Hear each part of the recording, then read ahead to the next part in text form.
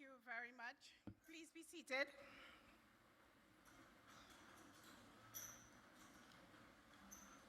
Ladies and gentlemen, tonight's meeting is one that will be packed with information. It's a meeting that I know you're looking forward to hearing our speakers.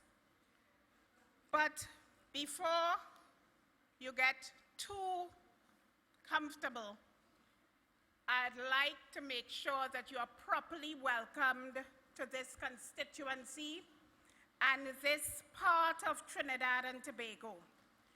And as such, I invite Senator Avinash Singh to bring welcome remarks. Avinash Singh is one of the youngest senators in the upper house of the Parliament of Trinidad and Tobago. He has served our nation faithfully over the years that he has been in the Parliament, whilst we were in opposition and now that we're in government. He was emboldened to enter national politics in 2013 when he was selected first as a senator, then as a candidate for the Chaguanas West by-election. Avinash has been serving as Parliamentary Secretary in the Ministry of Agriculture, Land and Fisheries, and as a fearless and diligent social media officer of the People's National Movement. Ladies and gentlemen, join me therefore in welcoming Avinash Singh to the podium to bring welcome remarks.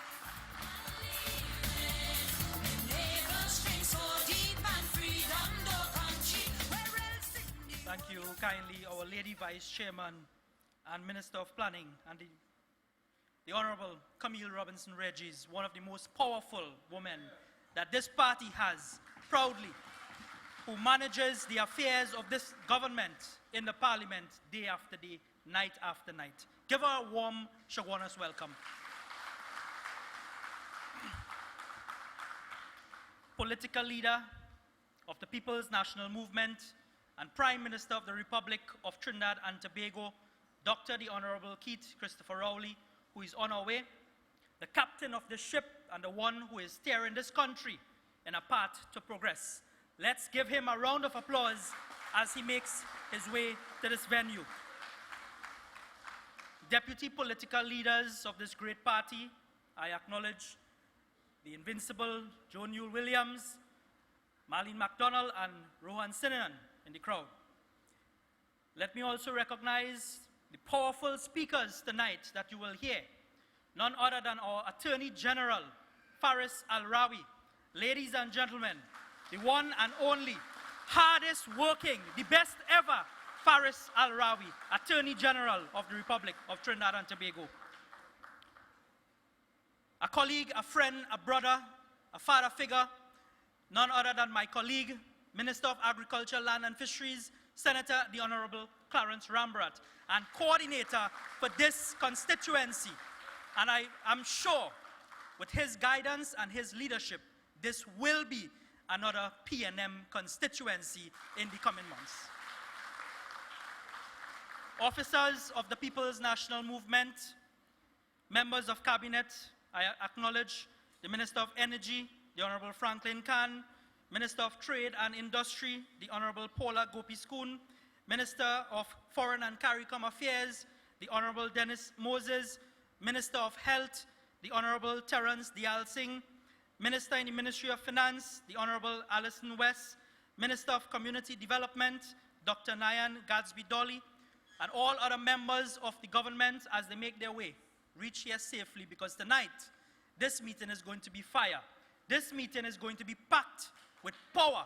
This meeting is going to be packed with facts and nothing but facts, the truth at the end of the day. Let me also recognize the councillors and aldermen of the Chaguanas Borough Corporation. I acknowledge all councillors and aldermen from the neighboring constituencies and the neighboring council and city corporations.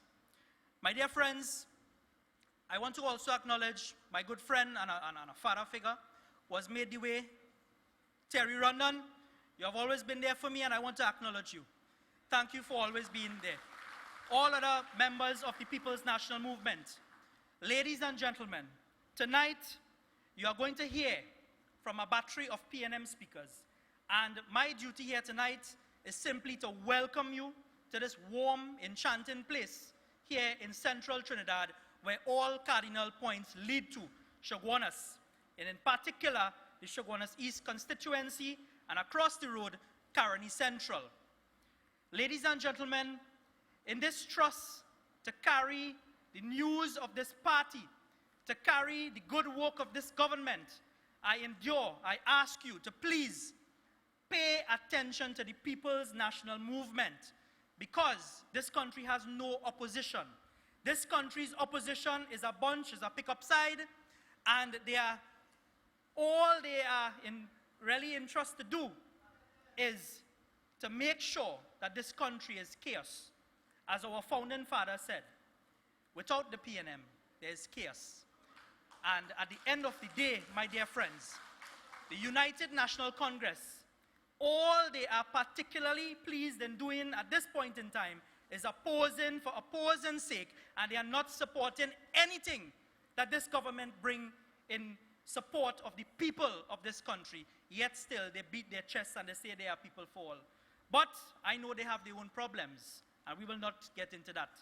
But tonight, in this path to progress, I'm telling you, the desperation of the opposition, UNC, is plagued by fabrication of misinformation, false news, propaganda, the lies, deceit. And I ask you to pay attention to the government, pay attention to the PNM, because we might have more information than the opposition on many avenues, in terms of the work we are doing, in terms of the legislative agenda, in terms of all the progress that this party is doing. Ladies and gentlemen, the thousands of you gathered here tonight, let me hear you as you make some noise so that the Prime Minister could hear you. Chaguanas! That's better.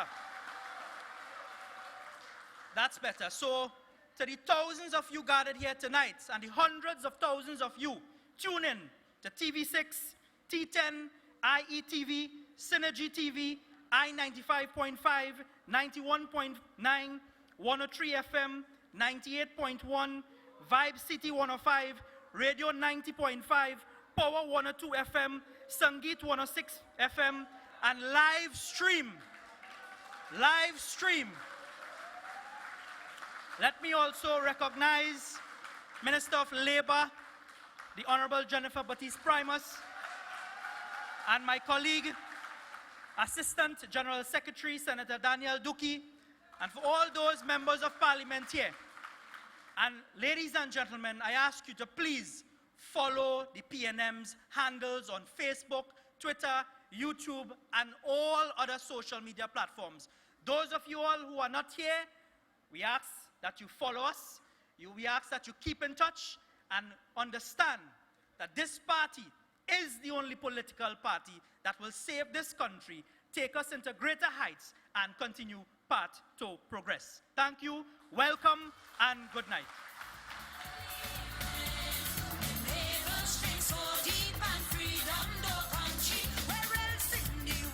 Let's hear it again for Senator Avinash Singh.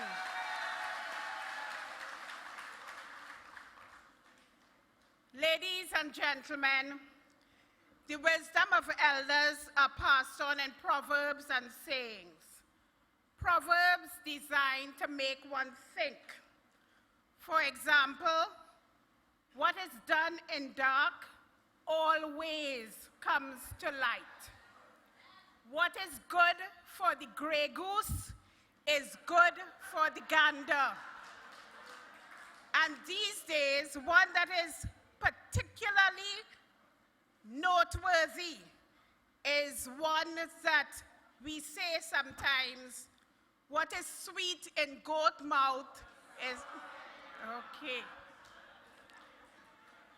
Ladies and gentlemen, we want the UNC to know our favorite, what goes around? All right.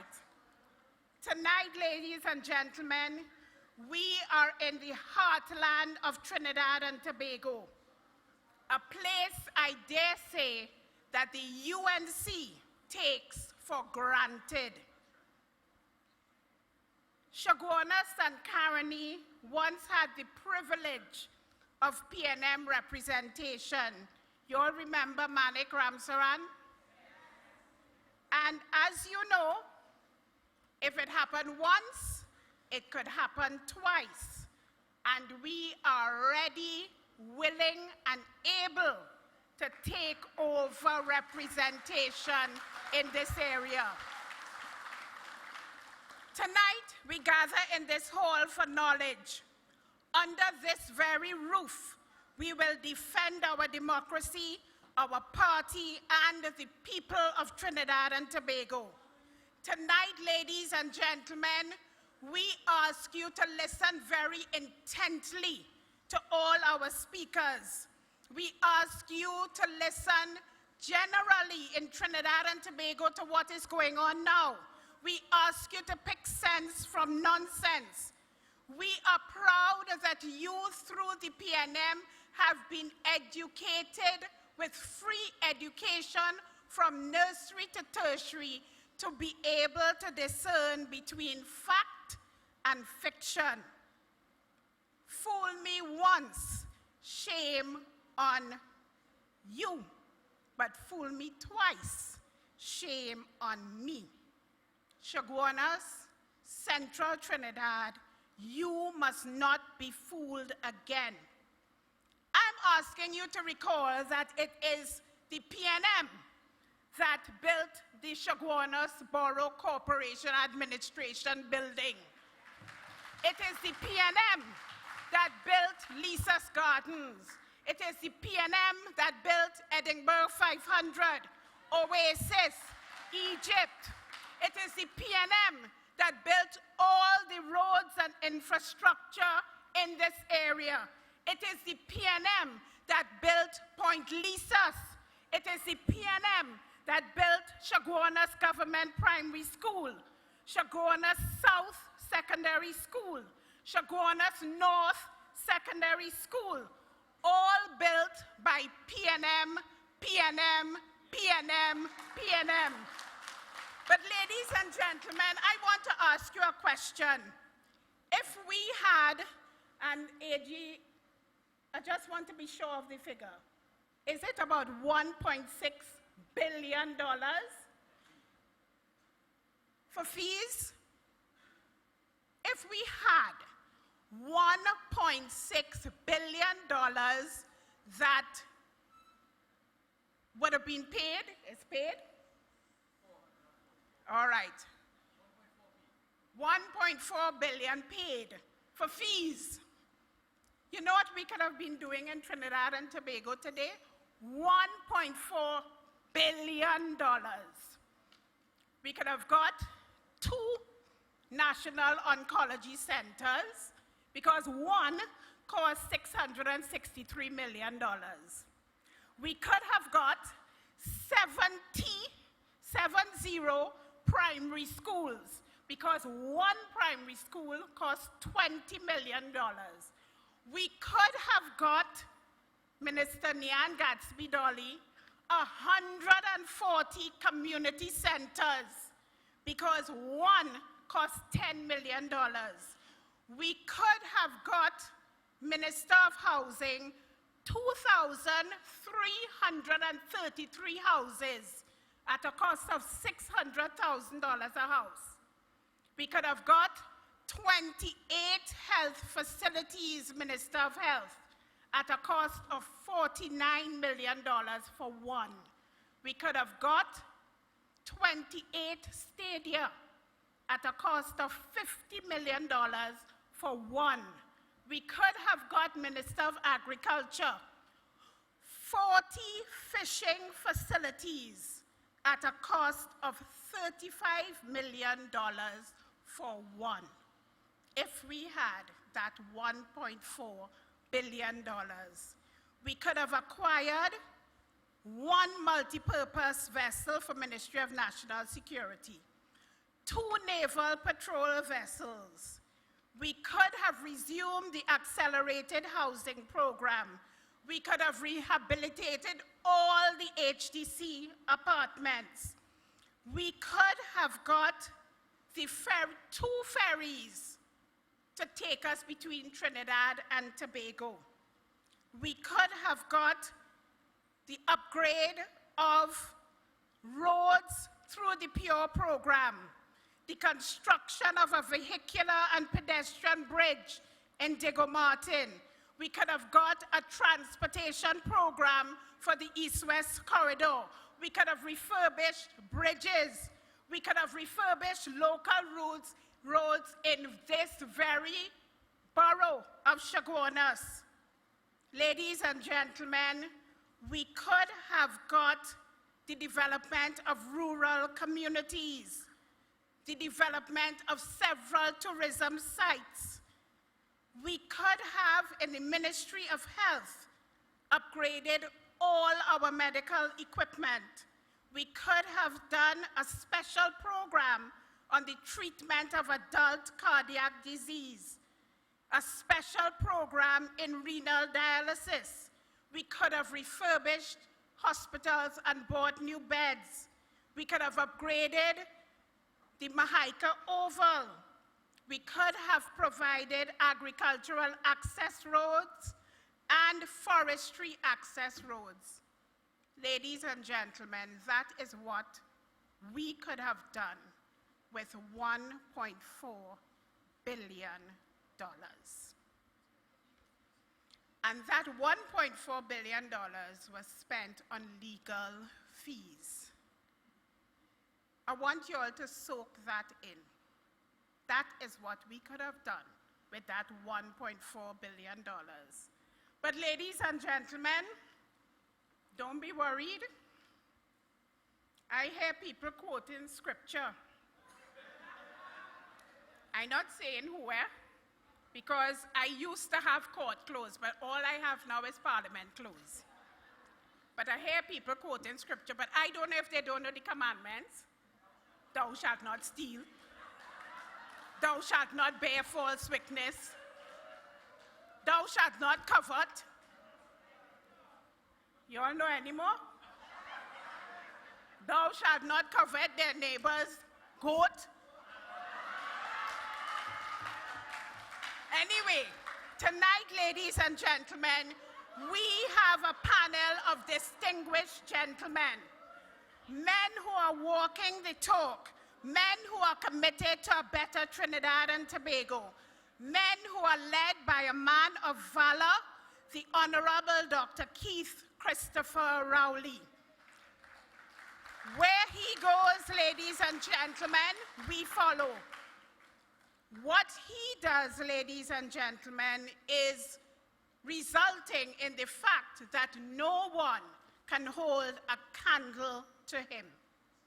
Ladies and gentlemen, I ask you now to join me in welcoming our next speaker. And ladies and gentlemen, that speaker, ladies and gentlemen, before we welcome our next speaker, join me in welcoming the political leader of the PNM. No matter what come, I know I'm gonna make it. Yes, I'm gonna make it. Even though Captain of the PNM ship, no matter what come, I know I'm gonna make it. Prime Minister of Trinidad and Tobago, Even though the leader of the only true political party in Trinidad and Tobago, yes, I'm gonna make it. Even though the Prime Minister in whom we are well pleased, yes, I'm gonna make it. the Honorable Dr. Remember the Keith days of drugs and Rowley. water. Anytime that you have to bid, but when people pass and they see you, oh my Lord, used to feel that shame. Born into a family of farmers who hail from the agricultural village of Rio Claro, Clarence Rambarat developed a passion for the land from a very tender age. Trained as an attorney at law, his early career covered land tenure and land administration. He has since gained a wealth of experience working with multinational companies in several industries in Trinidad and Tobago and in Canada. In 2015, he was appointed as a senator and as the Minister of Agriculture, Land and Fisheries. He serves the party as the constituency coordinator for Chaguanas. I will repeat that. He serves the party as the constituency coordinator for Chaguanas East. You all want me to repeat that again? Ladies and gentlemen, join me in giving a hearty welcome to Senator Clarence Rambarath, who will come now to the podium.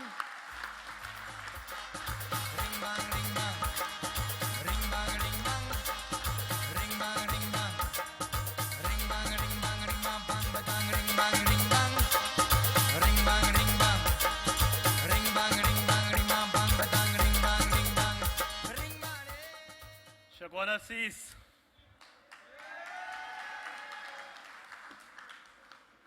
I came tonight to ring the bell because not a lot of people know that I moved from Mayaro not long ago and I've set up shop in Chaguanas East.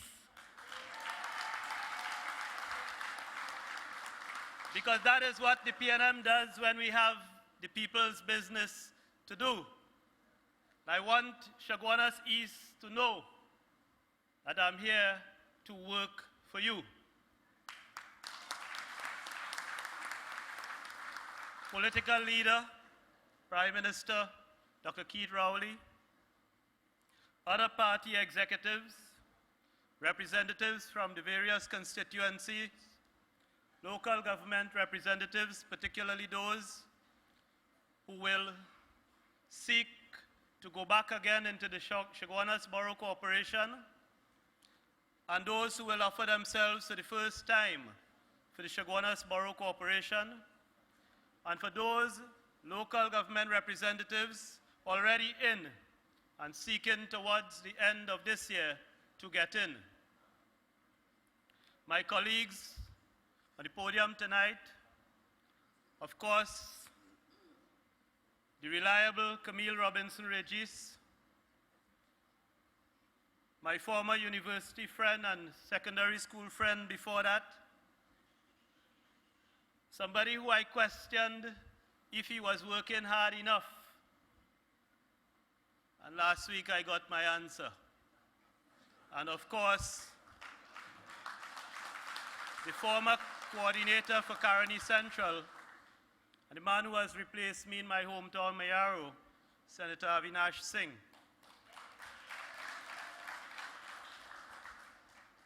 I must confess to you that when we closed the local government campaign in 2016, it was the last time I spoke on a PNM platform.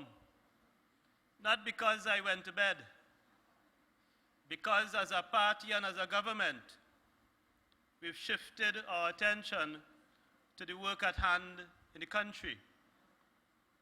And of course, as a minister and as a senator, I've been called upon to represent you in the Senate, where you've seen us, in the cabinet, particularly to represent the interest of those in agriculture, but more importantly, to represent those from rural Trinidad and Tobago, where I come from.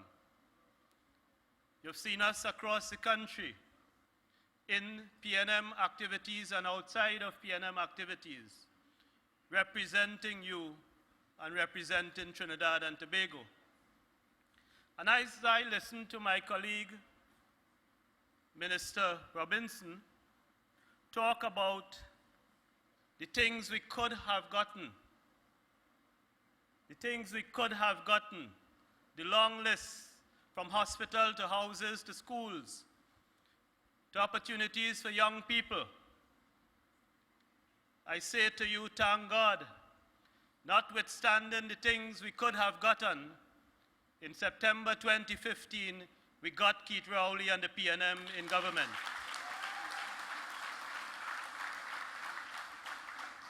And if you ever had doubt that that was one of the most important achievements, reflect on where we are and what is happening in the country now. And were it not for the events of 2015 that brought us into government, what was in the dark would surely have remained in the dark.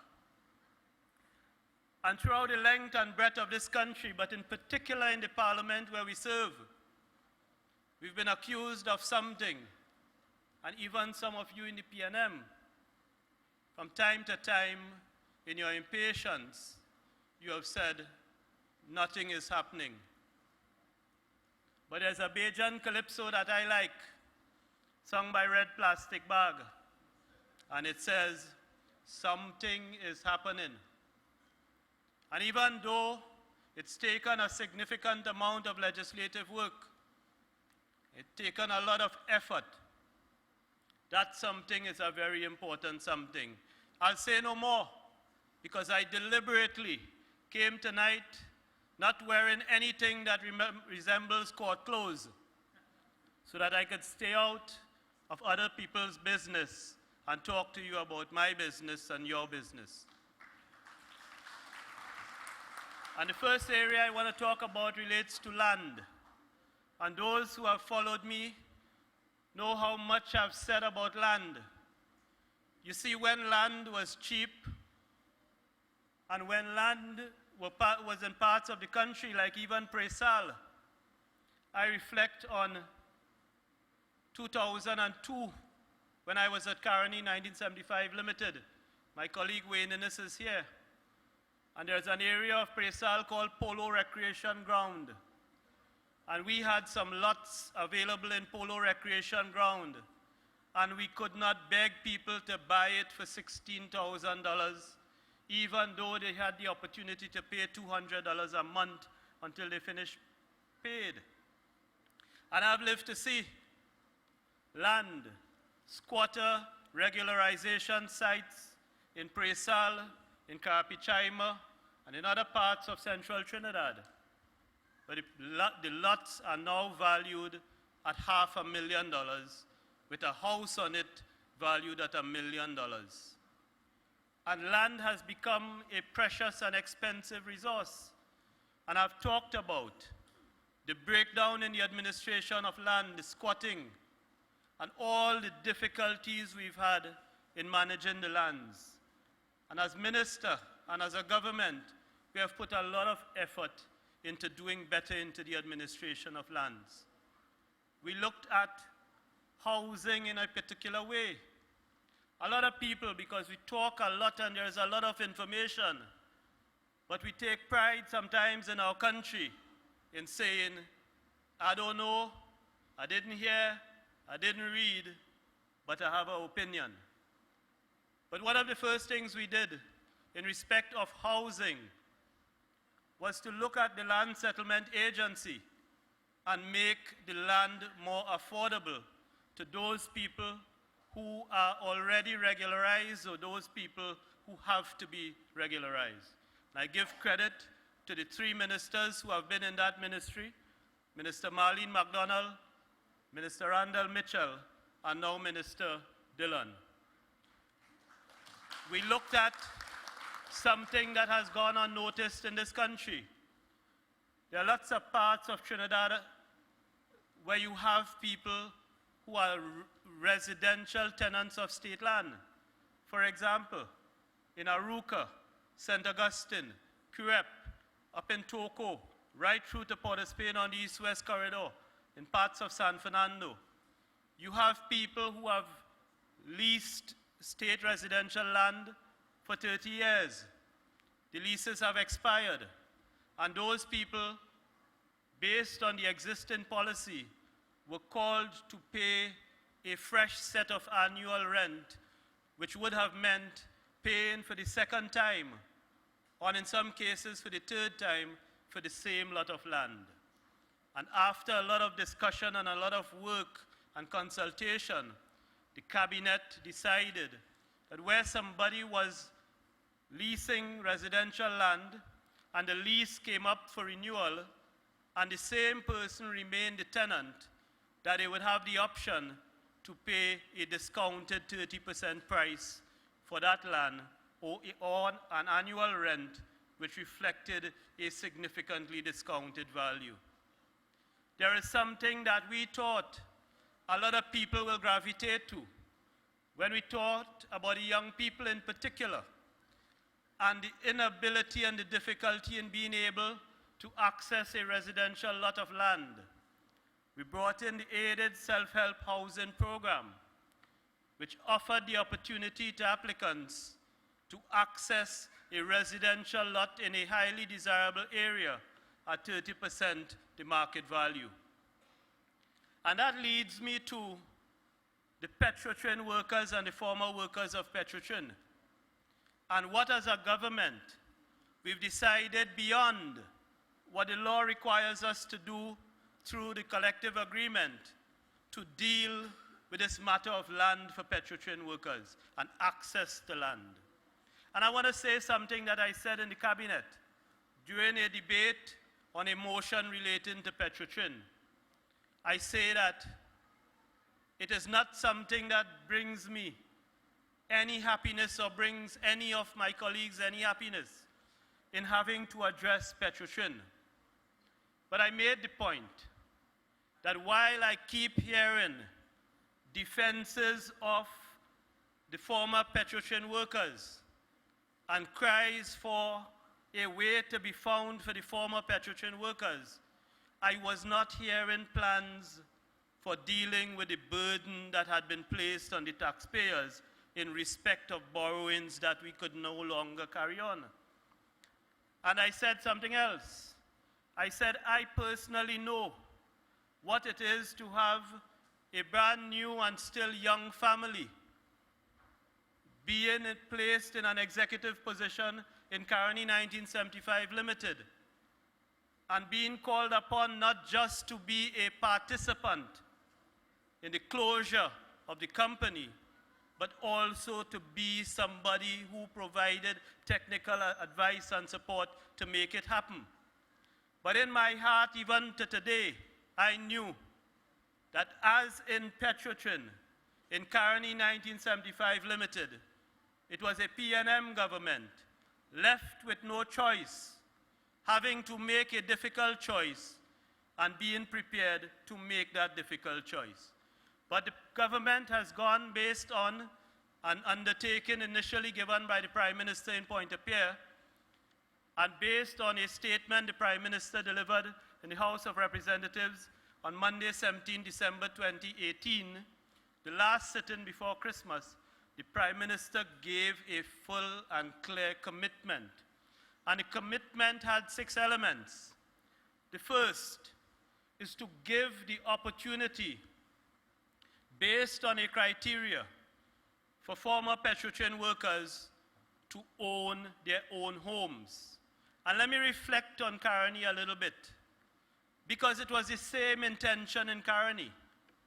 The same intention. The intention then and the intention now with Petrotrin is not to give people an asset that they can convert to cash right away and walk away with a windfall. The idea is not to make real estate agents of each and every Petrotrin worker.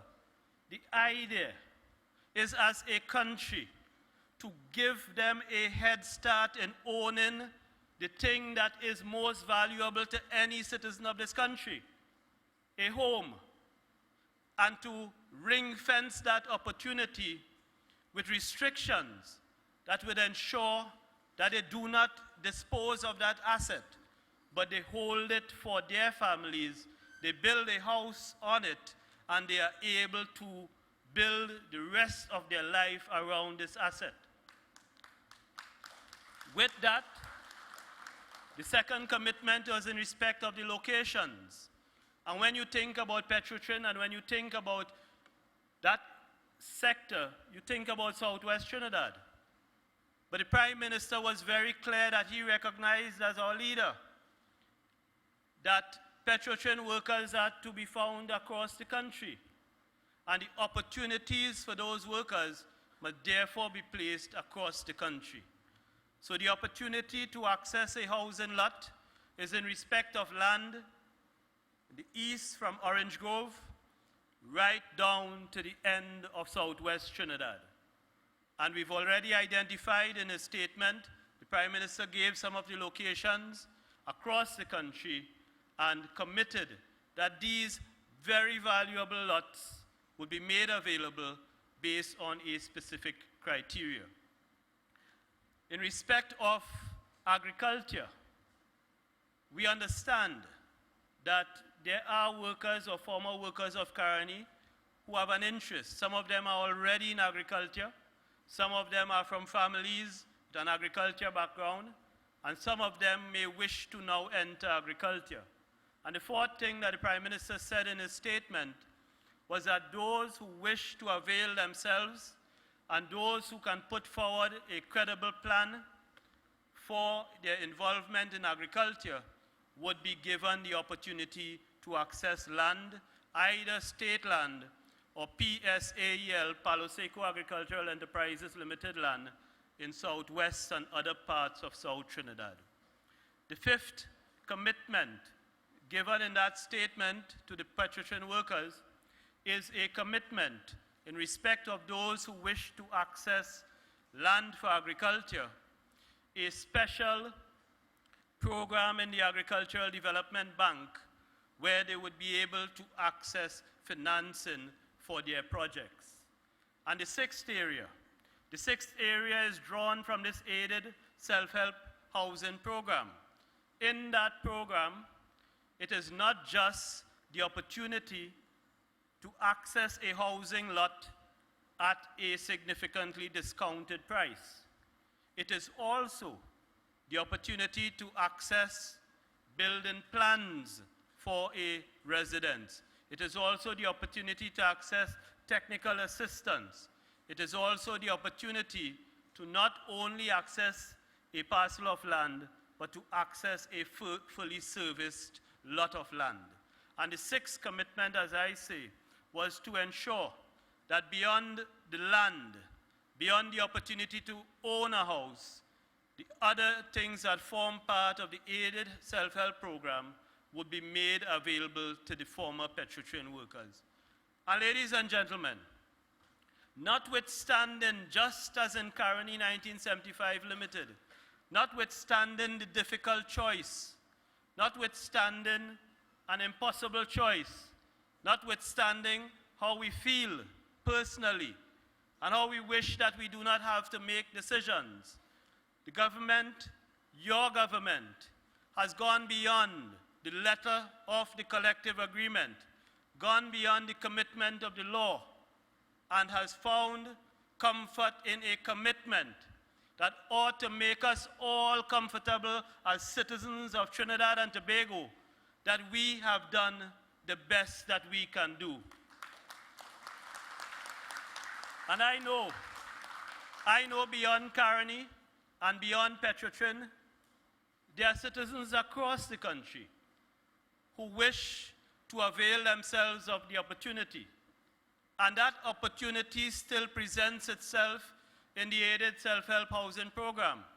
That opportunity still presents itself through the Land Settlement Agency. But I'll tell you something else that I'm sure affects people in this room. And I wanted to tell those listening that Chaguanas East, Chaguanas West, Caroni East, Caroni Central have managed to fill the lower floor, the upper floor, down in the back with standing room only, and outside Signature Hall. Because those who would like you to believe that Central people have no interest in the PNM are those who are not familiar with history. And I know we could count on this part of the country as we'll be able to count on every single part of the country. The aided self-help program is available to everybody. But I was about to talk about an area that I know some of you here have a problem dealing with.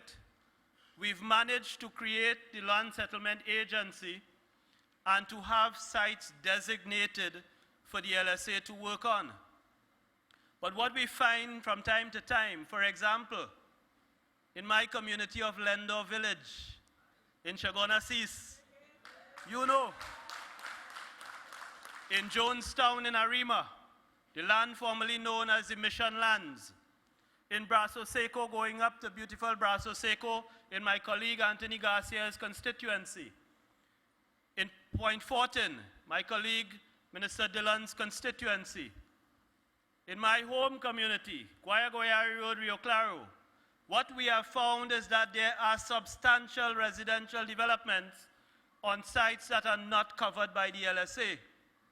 And our cabinet, Prime Minister, thank you very much, our cabinet has taken decisions that those who do not fall within the LSA but are on state lands ought to similarly be regularized and given the tenure that they have long looked for. And when you think about those places, the former government farm in St. Joseph in my colleague Minister Diyal Singh's constituency, everybody has the right to own a home, to own a house, to have tenure, and that has been the drive. And if that is nothing, I am happy to be part of nothing because something happening. And I want to close by talking about affordability. The Minister of Finance has just announced, as he announced in the budget, he's just announced that soon you'll be able to avail yourself of the housing bond. And the housing bond has three things behind it. One, it has a savings element so that people have an opportunity to save money. And every government encourages its citizens to save. The second element is that it is saving for a purpose, because those who subscribe to the housing bonds in a revised allocation policy for HDC will be given priority access to HDC units. So the second element of the housing bond is the opportunity not just to save, but to save with the purpose of putting you closer to the ownership of an HDC home. And the third element, recognizing that all these houses need to be financed, the third element is to create a pool by the money that you put into savings to be able to utilize that pool to generate new housing units.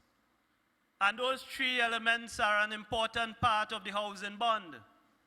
And every time I think about talking to our citizens, about investing, about remembering that the PNM created the unit trust, that the PNM nationalized banks, and the PNM gave an opportunity for regular people to invest, I keep hearing all the old talk about NIF and all the discouragement.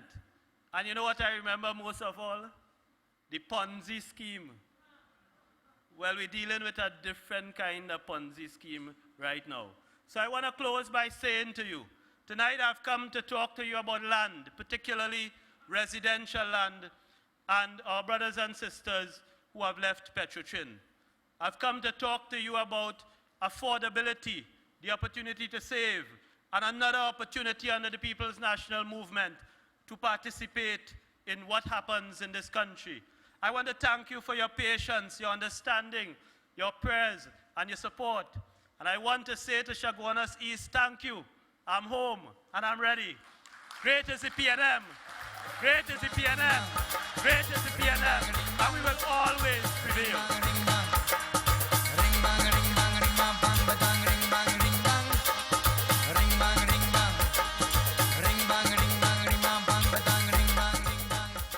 Thank you very kindly, Senator Clarence Rambarat, who is one of our key speakers in the Senate of Trinidad and Tobago for the PNM.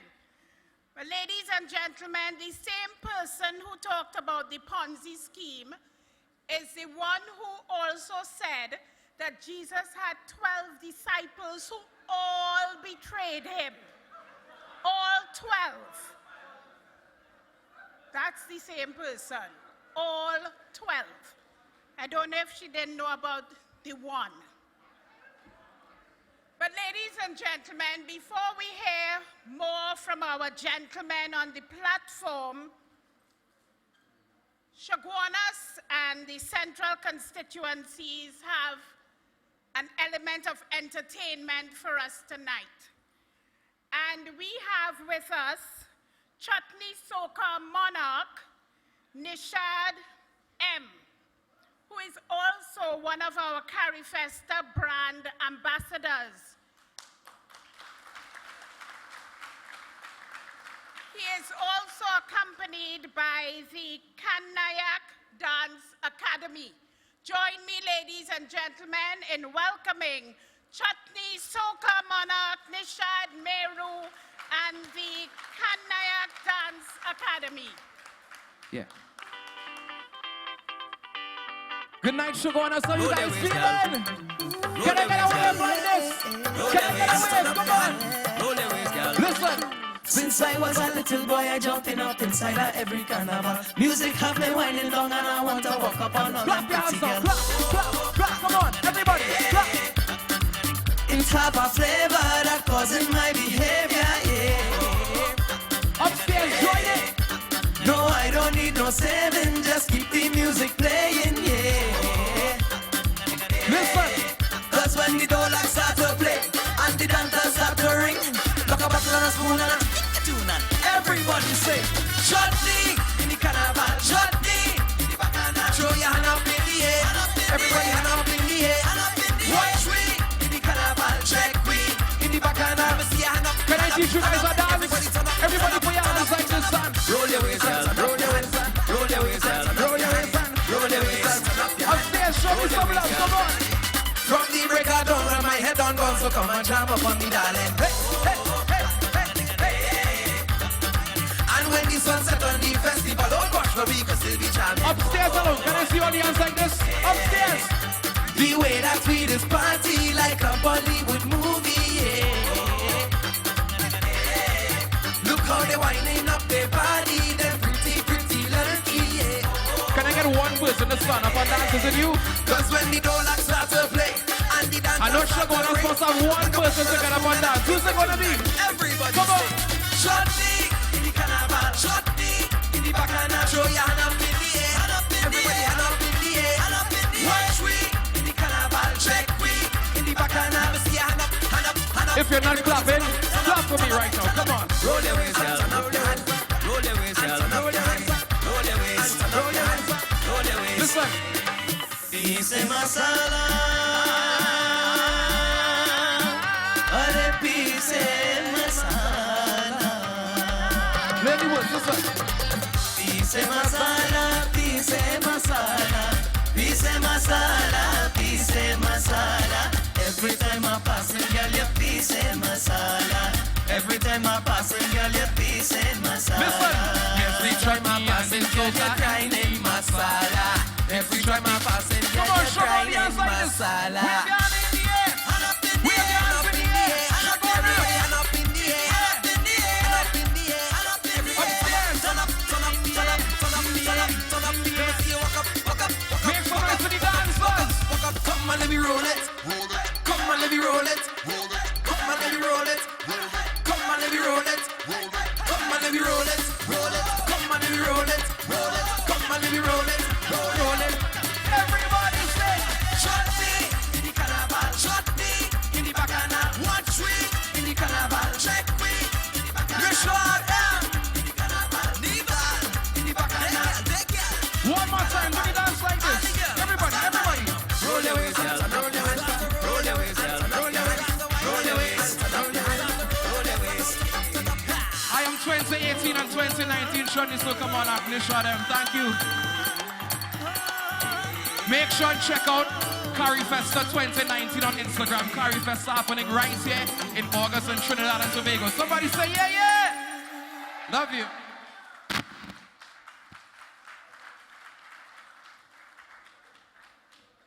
Thank Thank you to Chutney Soca Monarch 2018 and 2019 Nishad M.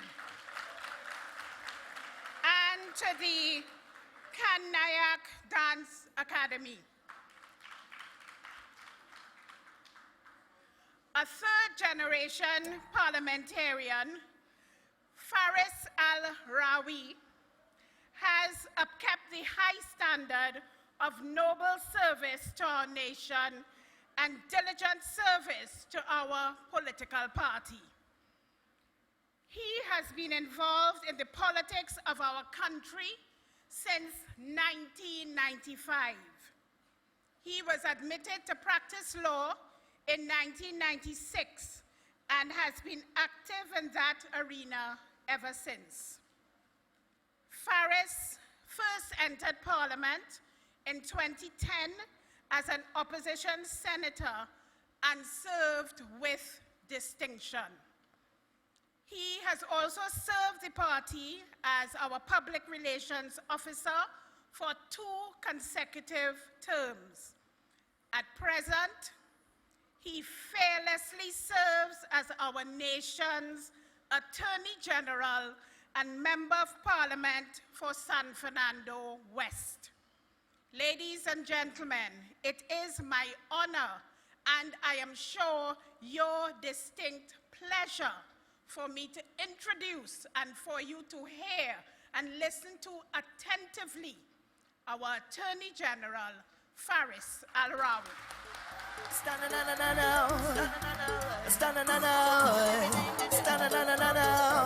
Them vampire coming, them sukuya coming. I see them, they coming. They coming. You send Obeah man for me, but I'm still going strong. I come from Guyana to try and lick me down, but I am blessed. They send what? Thank you, ladies and gentlemen. Chaguanas East, what a beautiful crowd you are. Thank you, ladies and gentlemen. To our distinguished political leader and Prime Minister, Dr. Keith Rowley, to our distinguished front row, second row, and third row of parliamentarians, senators, distinguished guests, to this massive crowd on the upper level, lower level, and outside, to the members of the media, distinguished members of the head table, to the thousands of people listening in Trinidad and Tobago on the airwaves, on the television stations, I say Assalamu alaikum. I say good night to you, brothers and sisters. I say Ram Nam Sitaram. I say greetings in the name of God the Almighty. Ladies and gentlemen, we're here to talk serious business as we continue to enter into the public discussion in Trinidad and Tobago as to who we are, where we have come from, what we stand for, and what we desire to be. It's really as simple as that. 4 months from now, 1/4 of a year from now, we will enter onto our 4th birthday as a government.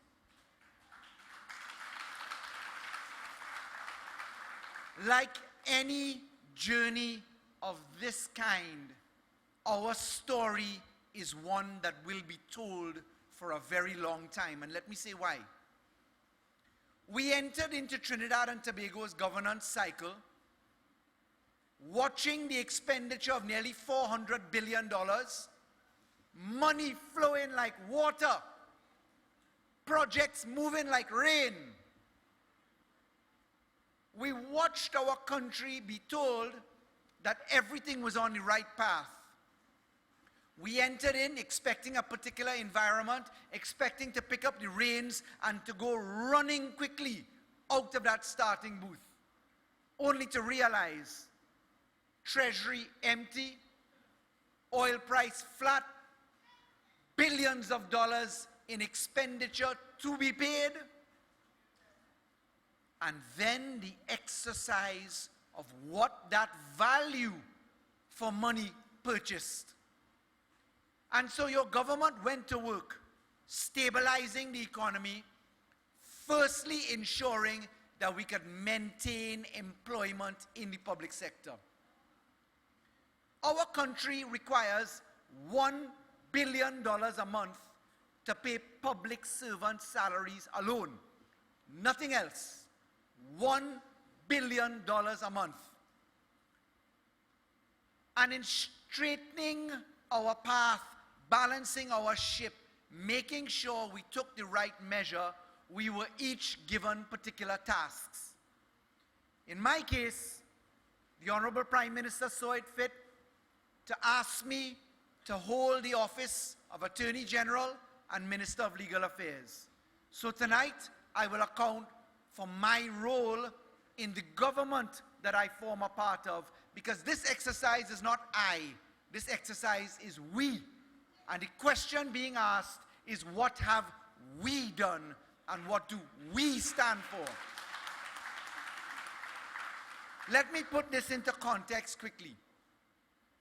The mission statement that I would wish to leave tonight, echoing in minds, is value. Our value is about not only who we are and what we want to be, but it is what we strive for. And in discounting our opponent's role, the question to be asked is, what have we purchased by way of value? The office of the Attorney General is a constitutional establishment. Section 76 of the Constitution says that the Attorney General manages effectively, in a very careful way, alongside certain office holders, civil and criminal law. And the population has been asking over and over again of the office of the Attorney General, can you ensure that by your legislation and by your action that we the people feel safer in our country, feel that there is value for life and property and privacy, but also ensure that there is fairness and balance in accountability. And in coming up with accountability, our government took a very specific rule. We said the definition of insanity is to continue exercising in a particular way over and over again and expecting a different result.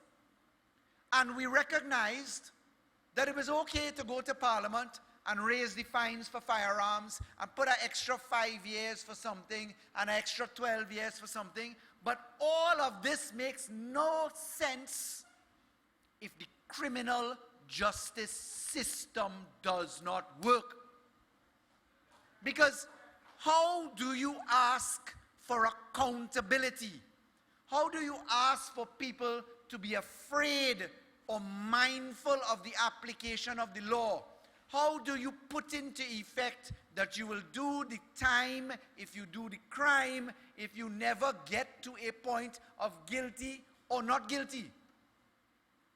And what we did, ladies and gentlemen, was to embark upon an exercise starting off with our criminal justice system.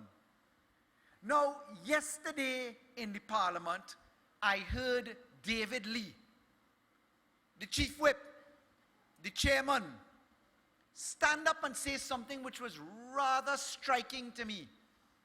In the UNC saying that they will not support the protection of whistleblowers, David Lee had this to say: we are not going to support the law effectively, I'm paraphrasing, because we are now seeing the pieces of the Attorney General's office puzzle come together.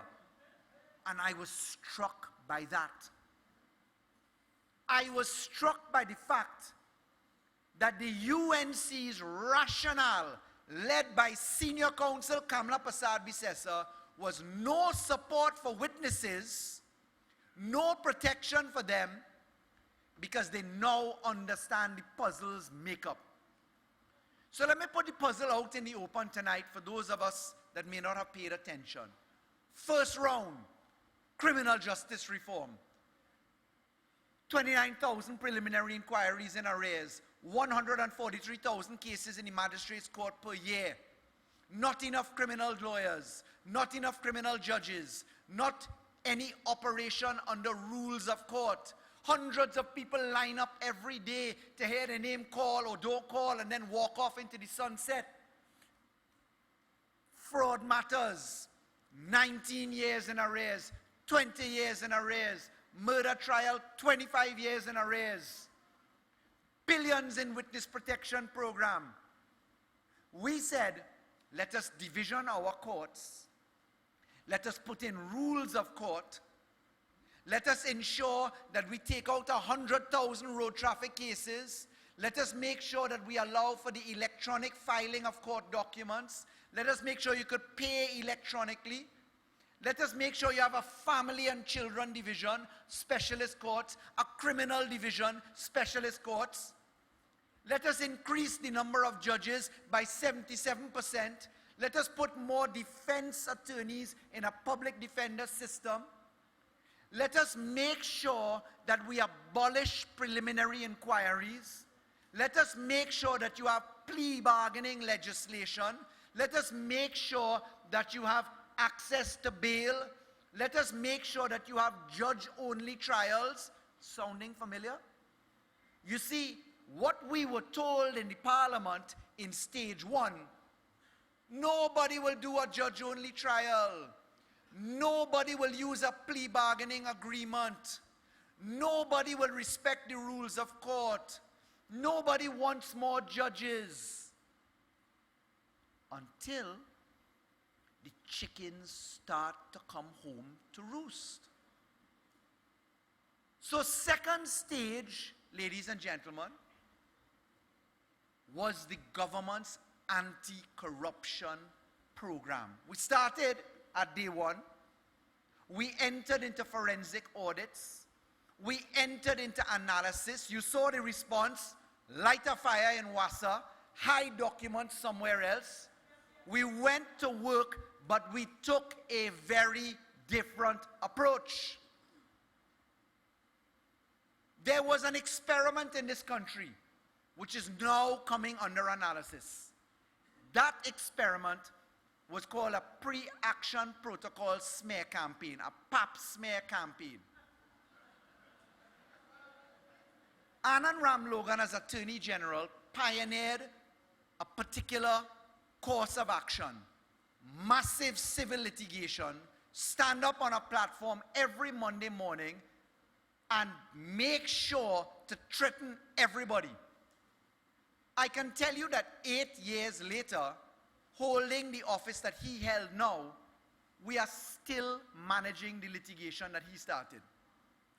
The cost of that litigation was a small $1,450,000,000. And the debt that he left behind was a small $200 million on top of that. $1.6 billion to effectively purchase not a single criminal prosecution in Trinidad and Tobago. Not one. And the Honorable Prime Minister said to those of us in Cabinet, we will hold our office with dignity.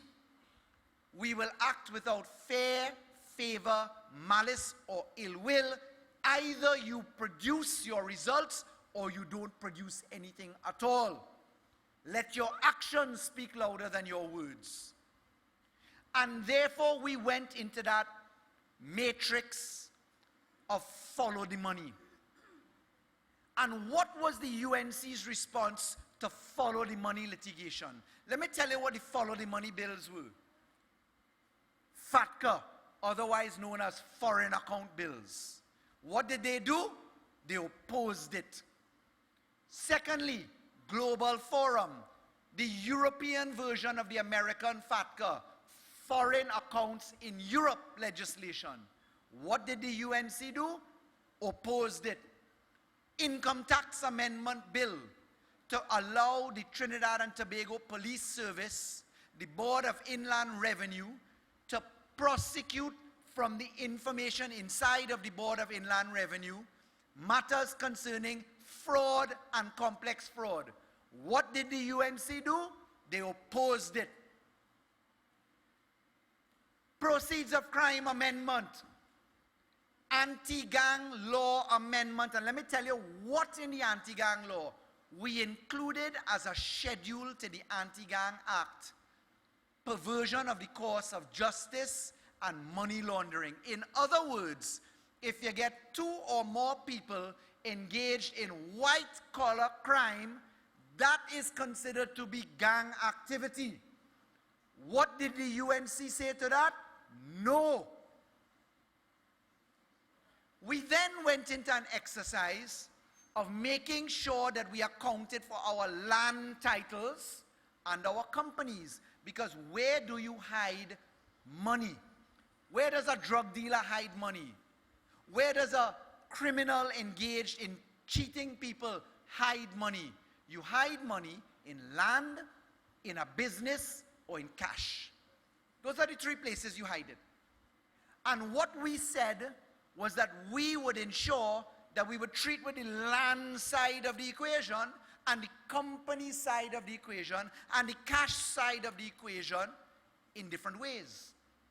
FATCA, income tax, gambling, global forum, all of those have to deal with cash, proceeds of crime.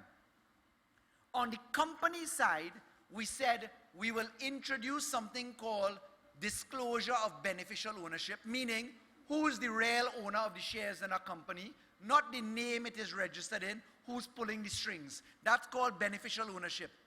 We caused an amendment to the Companies Act to introduce that.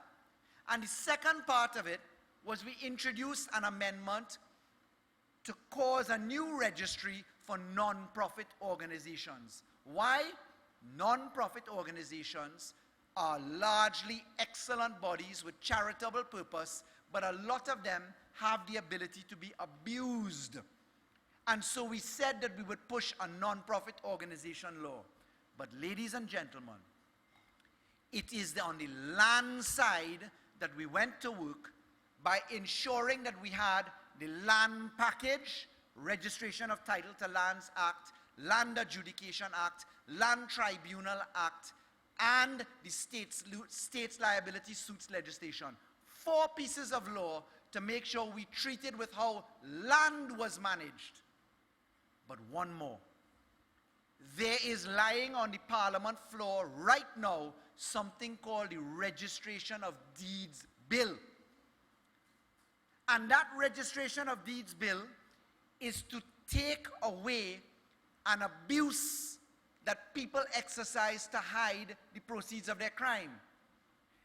In a situation where you have heard that people may be the beneficiaries of contractors buying them properties or a drug lord buying a property, and they put the property in someone else's name, they are able to escape detection because they hide it in a different way. And this particular law is intended to treat with that. But before we come to that, ladies and gentlemen, we entered into a very powerful piece of law called the Civil Asset Explain Your Wealth Law. That law was built upon the Proceeds of Crime Act, a specified offense, money laundering, kidnapping, terrorism, perversion of the course of justice. And in treating with the Civil Asset Unexplained Wealth provision, the UNC immediately reacted to that law by going online to engage marches and protests and online petitions and laid an assault to the law until they were caught on the wrong side of the moral equation, asked for the word shall to be changed to may and may to be changed to shall, asked for a 7-day limitation period, and then all of a sudden claim that they co-authored the Civil Asset Law. Now, ladies and gentlemen, let's come back to David Lee. This country has been asked the question, as the Honorable Minister of Agriculture put it. What are you doing? Where is the result? Government, we want to see something from you. They asked the Minister of National Security to solve every bit of crime. They asked the Attorney General's office to treat with corruption. Isn't that true? What are you doing as AG? What is the government doing about corruption? That is the question that I am greeted with at every opportunity. And when the answer comes to the public domain, and when the government is able to indicate criminal justice reform, white-collar crime laws, civil asset explain your wealth laws, on top of two very important improvements, one in the DPP's office, two in the Trinidad and Tobago Police Service, all of a sudden, the situation becomes AG engaging in political witch hunting. But let me explain it a little bit better. We are facing the battle of our lives as a country. Corruption is the #1 issue in our country. Money laundering is the #1 issue in our country. You think that the drug trade is operating for glory or for money? Do you think that customs abuse and illicit goods coming in is operating for money or for feel good? Do you feel that tax evasion is any better than murder? Does murder happen here with a hitman being paid in chickens? What drives criminality is money. What ensures safety is controlling how you manage that situation. And when the Attorney General's office with the Ministry of National Security under the Office of the Prime Minister engaged in a police manpower audit, we also engaged in a police prosecutorial audit. Because what is the real problem? The real problem is making sure a case gets to the court in a time frame that means something. Not where the witness is dead, the judge retired, and you can't find anybody else.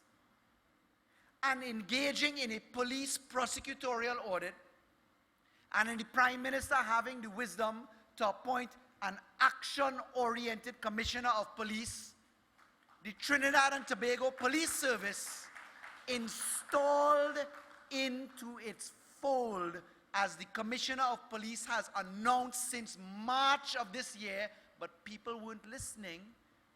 They installed a best-in-class white-collar criminal prosecution unit comprising forensic auditors, forensic accountants, experts from the Serious Fraud Office in the United Kingdom, and expert prosecutors coming from outside of this country, working with the Trinidad and Tobago Police Unit, far away from a government office, under the provisions of the Constitution, Section 123A.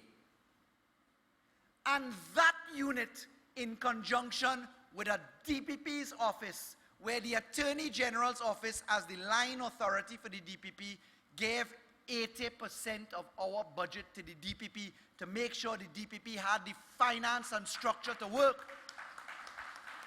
All of a sudden, David Lee's words started to resonate in the UNC ears, because they were so confident that nothing happening and nobody get charged and nobody have a case to answer, that they weren't busy preparing to make sure that laws were coming along the line and that they had to look twice.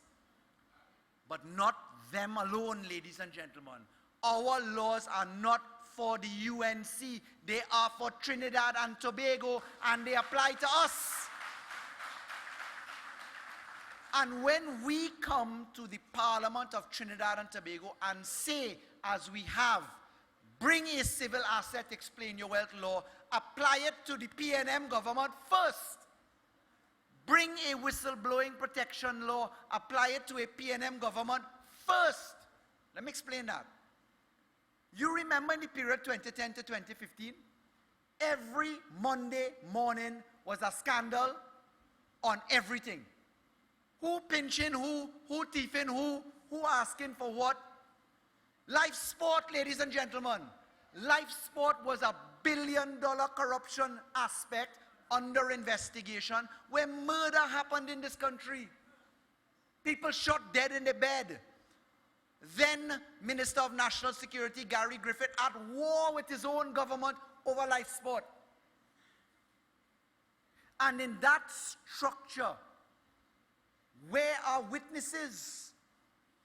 Where are you going to court if you don't have information turned to evidence?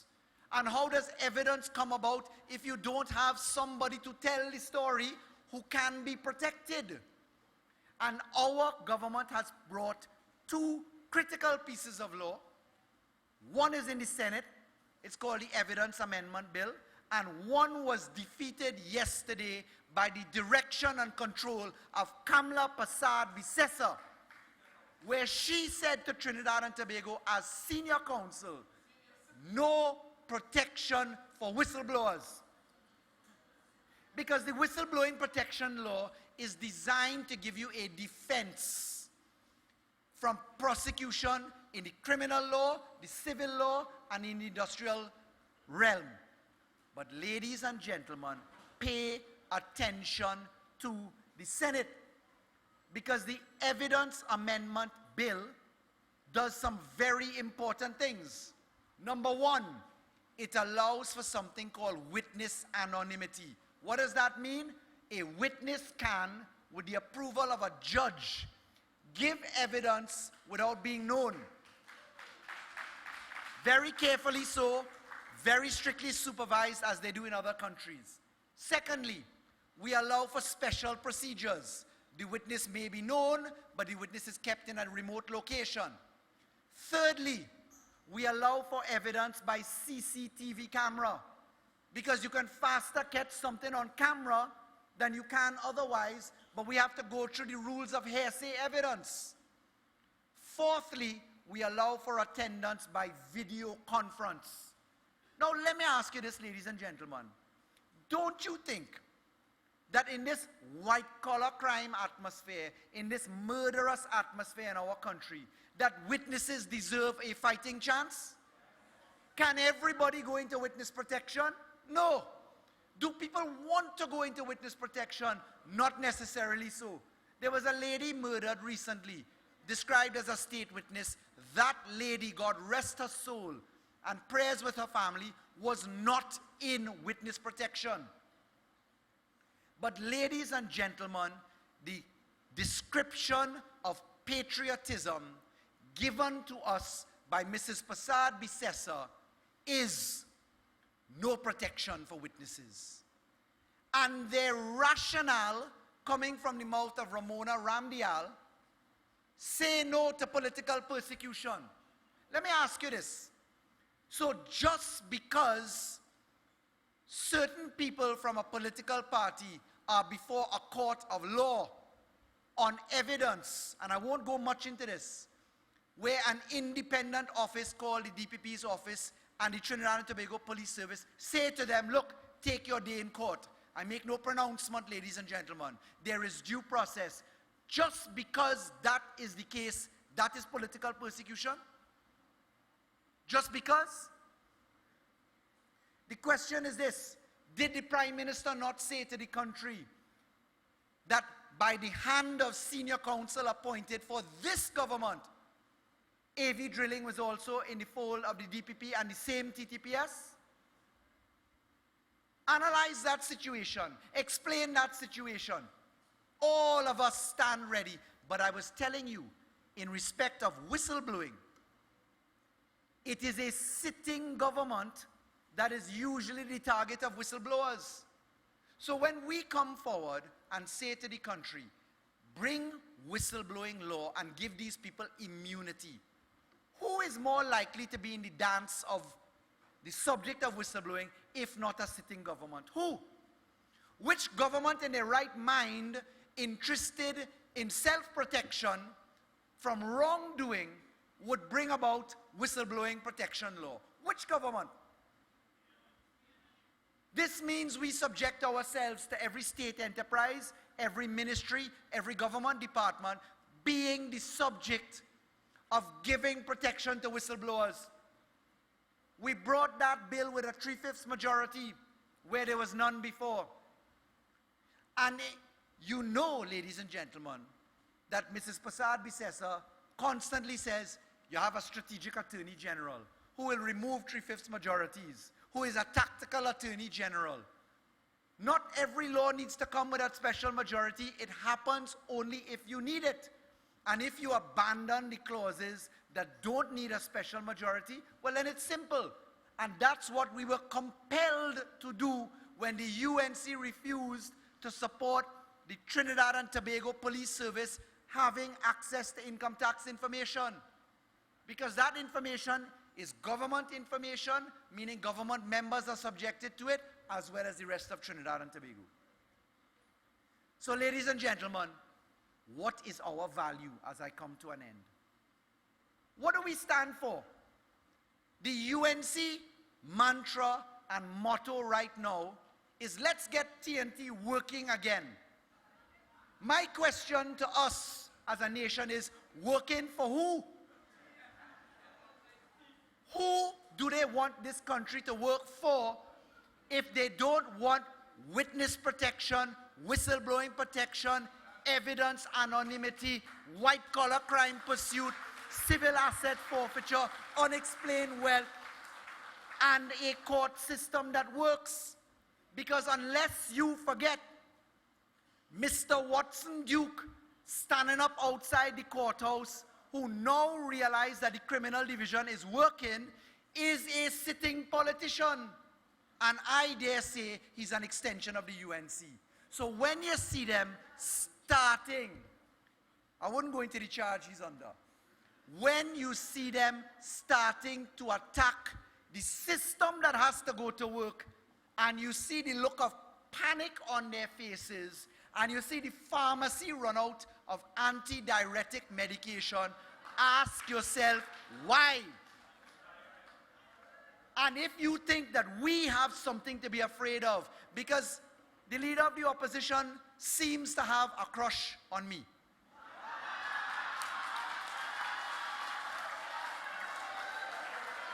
The Prime Minister has dealt with that. I won't go too far in that. I'll take it as a compliment, but you don't need to call my name all the time. Because I could call my name by bringing laws for all of us, which will take care of me. That is how we govern this law. Any law brought by this government applies to Dr. Rowley, Mr. Rambarat, Faris Al-Rawi, John Public. So if we have no problem with it, oh God, oh Lord, have a little shame. Ladies and gentlemen, I want to tell you something.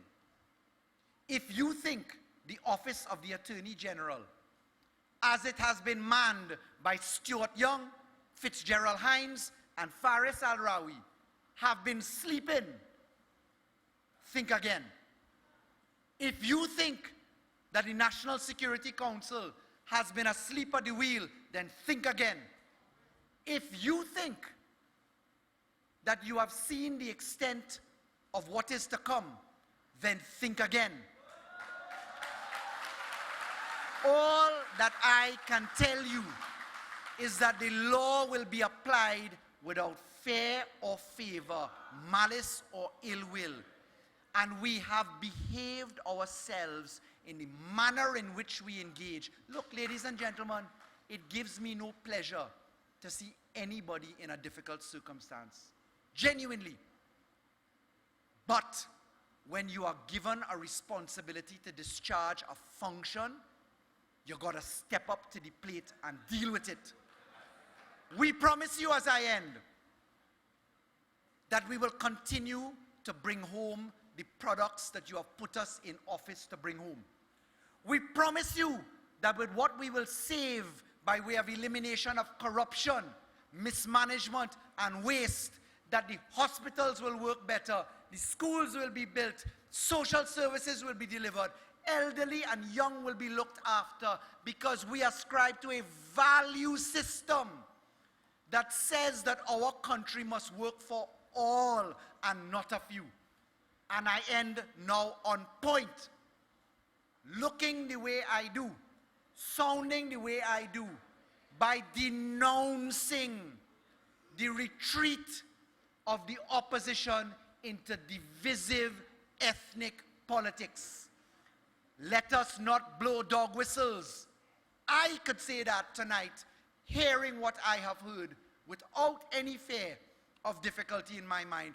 We are a beautiful country. Look at this crowd here tonight. Look at the intelligent, multi-ethnic, disciplined crowd that a political party can bring out. And understand that there is value in exactly that. Say no to any form of divisiveness and speak up when you know what is happening. Ladies and gentlemen, rest assured, more to come, no sleep, plenty effort, and great is the PNM.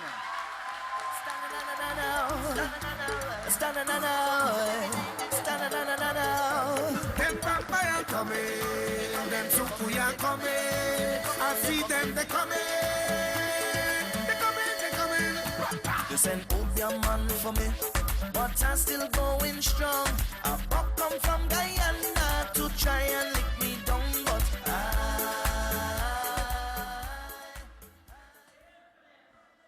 Yes, ladies and gentlemen, Faris Al-Rawi, Attorney General of Trinidad and Tobago. And ladies and gentlemen, you heard our Attorney General say that Watson Duke appears to be an extension of the UNC. Perhaps he is, because a lot of UNC on charges these days. But ladies and gentlemen, I wanted to make one other point before I introduce our next speaker. And just based on what we have seen coming out of Senior Counsel, who has bestowed silk on herself, we are starting to wonder if SC really means senior citizen, because she seems a little confused.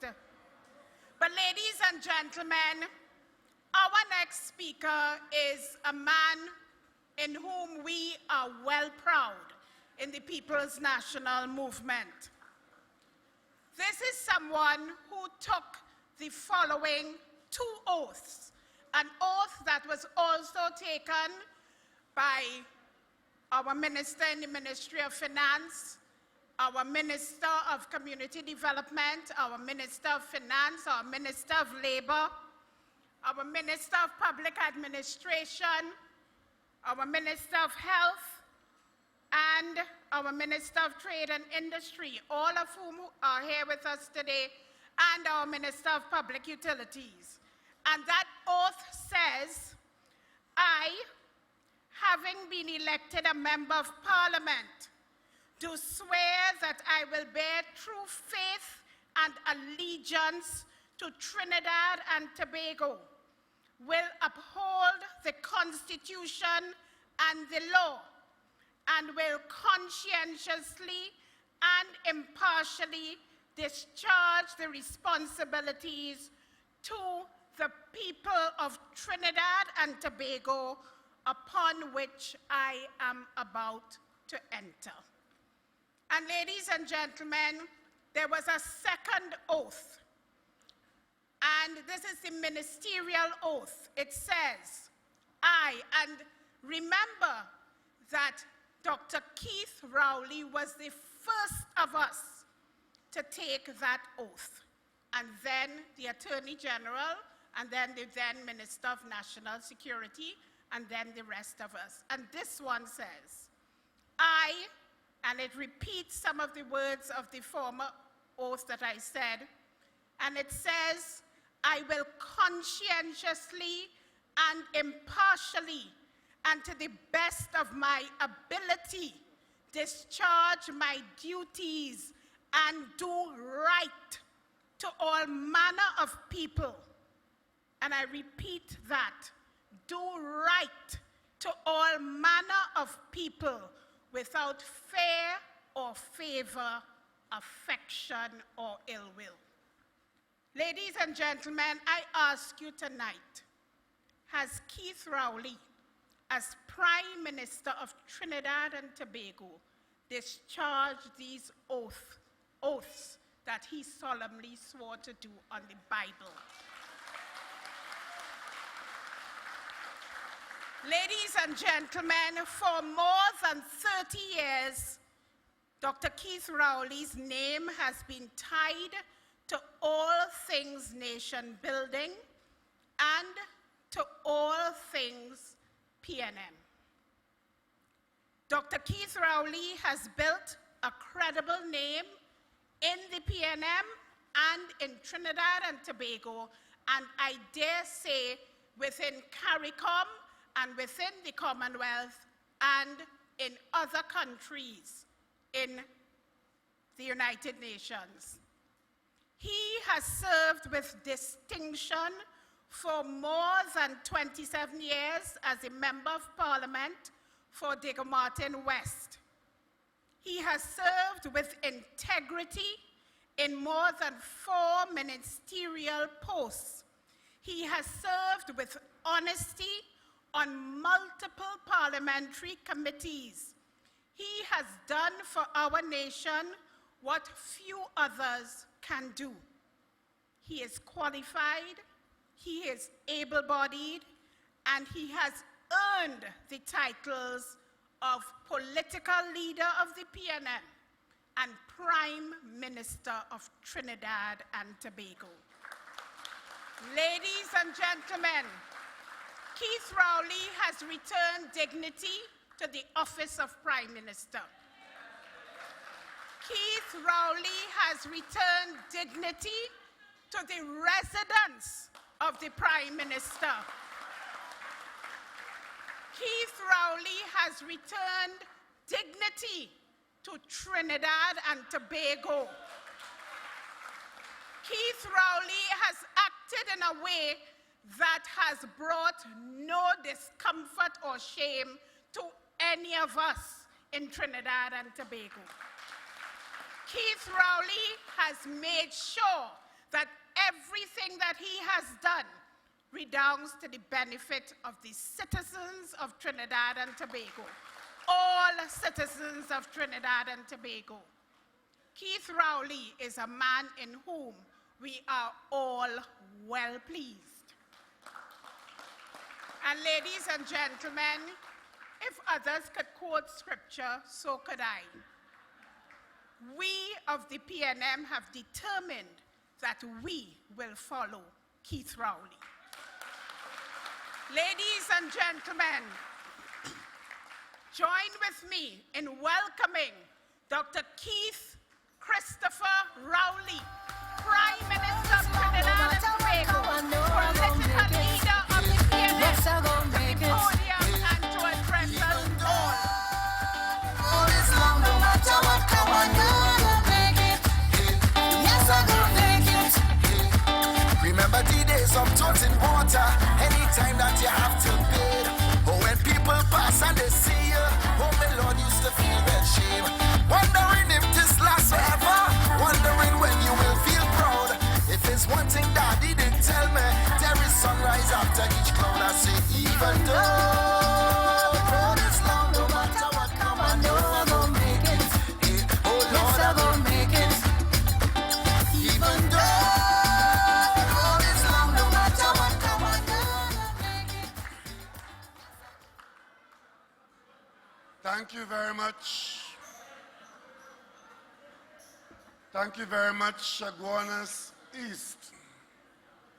Thank you very much, my colleague from Aruka Maloney, Member of Parliament and Minister of Planning and Development of Trinidad and Tobago. With me at the head table, my colleague, Senator Clarence Rambrat, our Minister of Agriculture, Lands and Fisheries, and the able Attorney General, Member of Parliament for San Fernando West, Mr. Faris Al-Rawi. And right here in Chaguanas, the young, the hard-working, the PNM's officer, Senator Avinash Singh.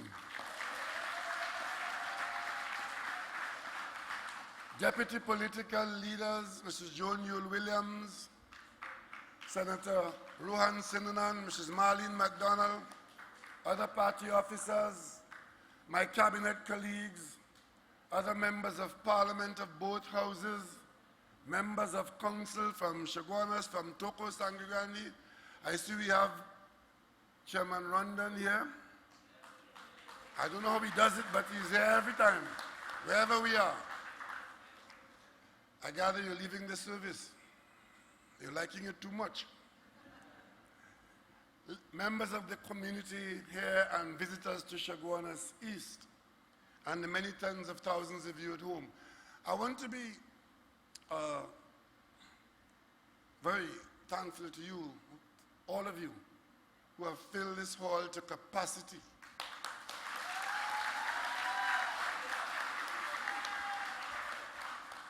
On your behalf, let me, on all our behalf, acknowledge that our Muslim brothers and sisters are currently engaged in the opening period of fasting, Ramadan, and we wish them all well, and we look forward to joining them at Eid at the end of the celebration with a national holiday.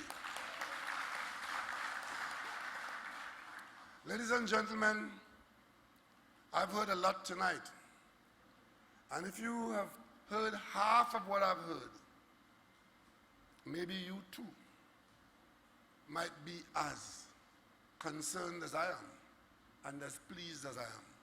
Concerned that we have serious problems in this country, but pleased that we are tackling and fixing the problems in Trinidad and Tobago. You have elected me Prime Minister, meaning head of the cabinet, with the cabinet being the administrative body, to tackle the country's problems. Some people believe that that is magic. Some believe that it cannot be fixed. And some believe that just say and criticize anything that's going on now, and that is good enough. We in the PNM, especially in the government, we believe that criticism is okay, but it also requires a comparison, equivalence. What is the solution? Yes, criticize. But if you're criticizing what is going on now, especially if you have your own personal agenda, what is the alternative? Let me give you one little example. Recently, out of the blue, arose a national conversation that lasted for exactly 8 days about publishing the SEA results. And I said to myself, this country really is a happy place. Because I thought we had real problems. And for 8 days, the conversation in this country is whether or not we should publish SEA results. And of course, that morphed very quickly into a national crisis. That the biggest problem in the country was that we should abolish the SEA. And I listened to that because as leader of the country, unlike some people, they say, I read the papers every day, I listen to the radio when I can, I listen to the television when I can, because I want to know what's going on in the country. I want to know how people are being affected, what ideas they have, how reasonable they are, how unreasonable they are, what can I put to them? So I listen all the time. So I'm listening to the SEA discussion. And yes, we must abolish the SEA because it's doing this to the children and doing that to the children. Up to now, I have not heard from a single person replace it with what? Okay, a lot of arguments about how it should be abolished. And we must abolish it. But from authoritative sources, yes. But what do we replace it with? It must be replaced by something, starting with nothing. Because there was a time when we had no need for any SCA, because we had no school places. That was the easiest problem to solve. Have no school place for children to go nowhere, so you have no SCA. But today, we have school places for all our children. And if you abolish it, there must be an alternative. The alternative is you zone children. Go to school where you live, where the school is. Is that going to be acceptable in this country? Or you just have a lottery and you pick your school place, random lottery. Is that going to be acceptable in this country? What the SCA was is a selection process. It used to be called common entrance with all its problems. And we thought that we'll change the problems or get rid of them by changing the name. I have seen absolutely no change except the name between the selection process that was called common entrance and the process that is called SCA. And until I hear what the alternative solution is, I leave that problem there for now and for a little while. But you elected me to lead the country, and the country has a plethora, a whole host of problems. And it is the government's job to engage those problems and try to fix them. And the fixing is not always going to give you a result today, because if you start planting forests today, you don't get timber the next year, not even the next 10 years in some instances. So we're fixing problems in Trinidad and Tobago. And in the meantime, as we're renovating this house, we have to live in it. And we have to afford to pay the bills. Because I need not spend any more time reminding you, because I'm sure all of you came here and all of you at home, all of you know that we don't have the financial resources to do all the things that need to be done. You know that.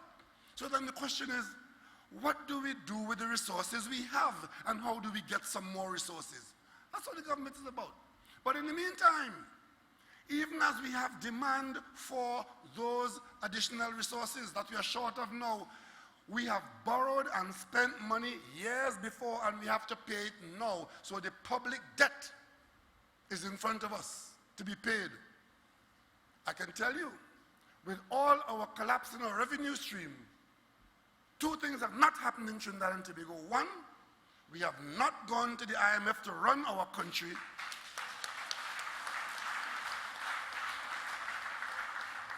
And we have not defaulted on any aspect of our public debt. And there are those who will say, well, that is nothing to talk about. Of course we can't default on the public debt. Or is that so? Don't find the money to pay it and see whether I can call that default. I told you about a situation we one day go to cabinet one day and was told that we owe $200 million to be paid in 14 days, or we're going to default. We were there. We've been there. But we didn't default. We found a way to pay it. But more importantly, we found a way to keep the country on an even keel, sustaining and proving wrong all those who have said that it will collapse. All those who have said the economy has collapsed. We have managed in difficult circumstances to do a number of things. Let me take you through a little 15-point plan of what we have been able to do in the last 38 or there months. So, public debt have been paid. We have paid $5 billion to public servants during that period. I hear the leader of the PSA trying to encourage public servants to create disturbance in this country. I'm just saying to you, people of Trinidad and Tobago, all of you public servants and otherwise, in this term of this government, in this difficult period, this country has managed to pay to public officers $5 billion in back pay. But let me say something else to you. We could only have done that because we borrowed the money to do it. Some of our critics have said that we were irresponsible as a government to have done that, to borrow money to pay back pay when you have no money. But we said it was a contract between the government and the public servants. And for the stability of the country and the public service is an integral part of the country's well-being. we took that debt on board onto the public debt, $5 billion. So in any future conversation you're hearing about public servants, just remember, the public servants, in this period that we are managing, this period of difficulty, their $5 billion of back pay has been paid. It was paid in 2 tranches. You may recall Minister Imbert paid half, and then we paid the other half. Of course, in that situation, you would hear certain persons saying that we have been engaging in mass retrenchment in the public service. Not a single public servant, a gazetted public servant in Trinidad and Tobago has been retrenched as a result of our economics. Not a single one. Some contract officers have not had their contract renewed either because their positions were not required or because we couldn't afford them as a priority. But not a single gazetted public servant has been retrenched. I talk to my colleague in Barbados on a regular basis. She's one of my closest colleagues in this business of Prime Minister. And we talk all the time. In the short time that she has been in office dealing with Barbados, similar situation. You know how many thousands of public servants have been sent home? Yeah? 3,000 in one batch, 3,000 in one batch. These are gazetted public servants. And there's talk that there's more. I was in a meeting recently, and we as Prime Ministers agreed to pay a bill. Small bill, but it hadn't been paid because all of us are under pressure. But we had to pay this bill to a particular aspect of CARICOM. And the Prime Minister of Jamaica said, I couldn't agree because I can't agree to that because I'm talking to the IMF. We are under an IMF program. Jamaica is under an IMF program, so is Barbados. Trinidad and Tobago, we have taken a different course, that we will face the difficulty. And by difficulty, I'm talking about making the priorities our choice. And while we're doing that, of course, there's opportunity seized by others that, oh boy, we could talk about we're not getting this, and we're not getting that, and we're not doing this, and we're not doing that, as though when money was filling pockets in this country, they had all done these things, and they had all given these things. It falls to us to do more with less, and we have been doing that. We have maintained the total suite of social services in this country. We have made some more efficient, but we have not shut down a single social service program. Not a single one. Every single social program that was in place when we came into office, we have maintained. What we have done in a period of straitened circumstance is to cut out waste and corruption as far as we were able to. But we've maintained the programs. Today, there are tens of thousands of people who wait for the social service check, to put food on the table, to put the children to bed at night, and to live a decent and dignified life in this country. Not a single program has been shut down. As a matter of fact, in 2 of the major programs, in some aspects of the public of the old age pension, we have made increases possible. And in the disability program, we've given increases to those persons who are getting disability grants. We've increased that. We have also reduced the tax burden on the lowest layer in the tax program. Persons who were earning up to $60,000 a year were tax-free when we came in. We made that $72,000. So we moved the minimum from $5,000 a month to $6,000 a month. Tax-free. You will never hear that from the aspirants who want to get back into the treasury. You will never hear that from those who are accusing the government of doing nothing. We gave tax relief to tens of thousands of persons in these difficult circumstances. And of course, you know, housing, major issue for many families in this country. We have restarted, listen to me, housing projects that were abandoned. We restarted some of them and have completed some of them. Recently, I went to Moruga, and the HDC distributed keys to people going into a new housing development. It was the most beautiful thing that this government could have done. Houses to people in Moruga. In one place in Moruga, outside of the HDC program, We had an aided self-help program which has now won one of the prizes for one of the best programs in the IDB, where we got the community to come in and put in sweat equity and build themselves nice little two-bedroom houses to come out of the shacks and shanties that they were living in recently. Go down to Samuel Cooper and see where they live now as a result of 36 months of PLM effort. Right there in Valsain, there were abandoned HDC houses in this straitened period with no money. We had to find $114 million to put the contractor back to work, because when money was flowing into lawyers' pockets, the houses were left unattended and abandoned there.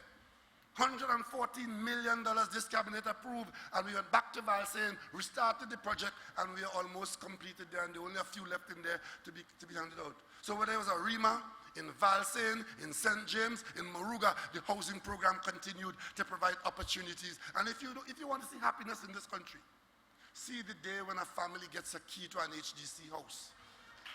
See the day. Look at the faces.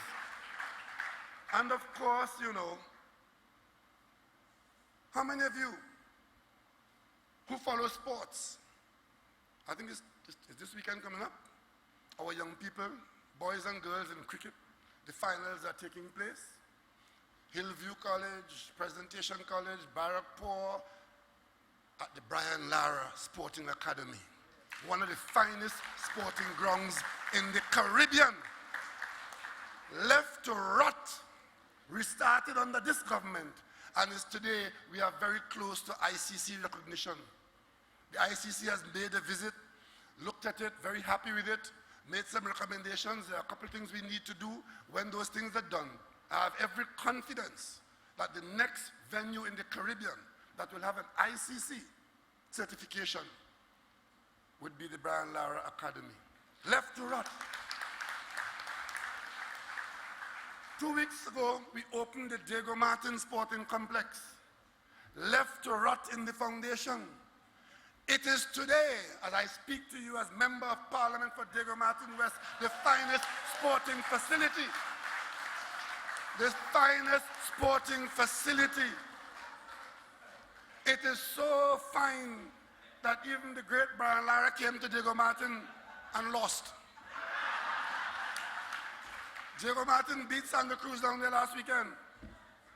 Fine facility, abandoned for 5 years when money was flowing. We've completed that.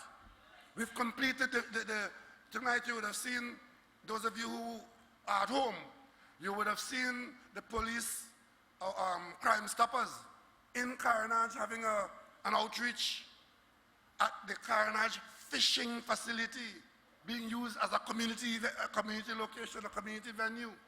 And we have a number of unfinished projects, not the least of which are 22 schools.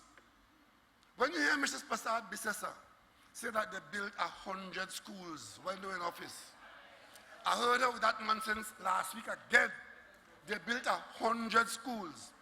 I want to ask the media to ask Mrs. Prasad Bisesa to give you, the media, a list of the 100 schools that they built when they were in government.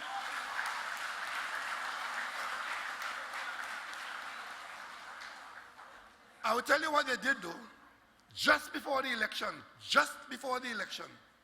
they awarded a series of projects for school building, none of which had any funding in the national budget. Would you believe that? Hand out money left, right, and center to contractors to build some schools, not 100. But there was no provisioning of money in the national budget to fund those schools. When we came into government, we met a number, it's about 30 or 40 schools with contractors on them. And the money that we were able to scrape up during our tenure, we had to pay the contractor for the work they did before we came in. So we are only now paying them money to do work that will be applied to the schools now. So as I speak to you now, there are 22 schools that are about to be restarted, to be completed, because that is what the funding arrangement, because the contractor wouldn't finish the school if the money you could pay him only applies to what he did in 2015. You understand what I'm saying? That is what we face. And while that was going on, billionaires were being created. And of course, as I speak to you now, when we came into government, we met the highway to Point 14 stopped. Because the highway to Point 14 somehow ended up down as a highway to D-Bay, an offshoot, right? The intention was to build a highway past the creek, down through the main road, down through Rizalak, into Point 14, and off that highway, you could build spurs into the other areas. They took the main project into their constituency, and it got mad in corruption there, and the project stopped and got stuck down in there. I can tell you now, and all the people of the Southwest Peninsula, the highway to Point 14 is now fully under construction from the creek to Point 14.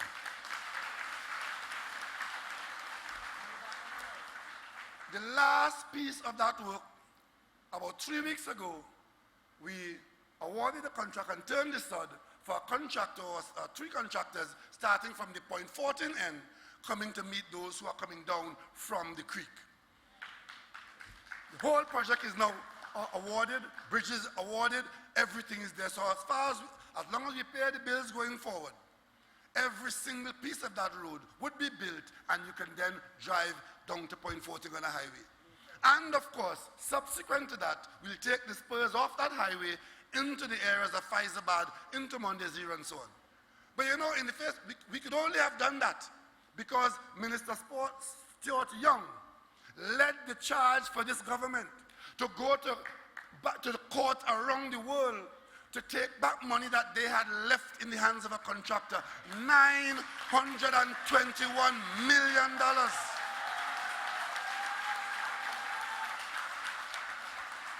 Had we not fought and won that battle, and a battle that was created because election week, the last government took out from the contract the clause that said if a contractor goes bankrupt, the government can fire the contractor.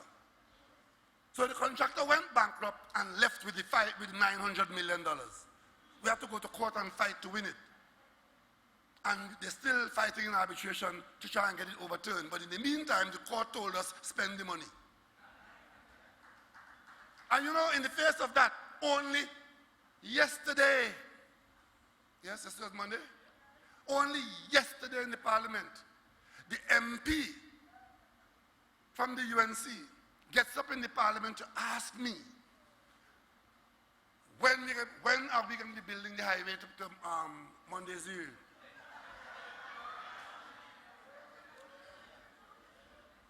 Asking me that, you know, after they wasted billions of dollars on it.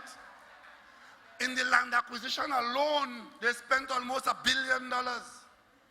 And now asking me as though I am doing something wrong and my government is doing something wrong because they want to claim discrimination.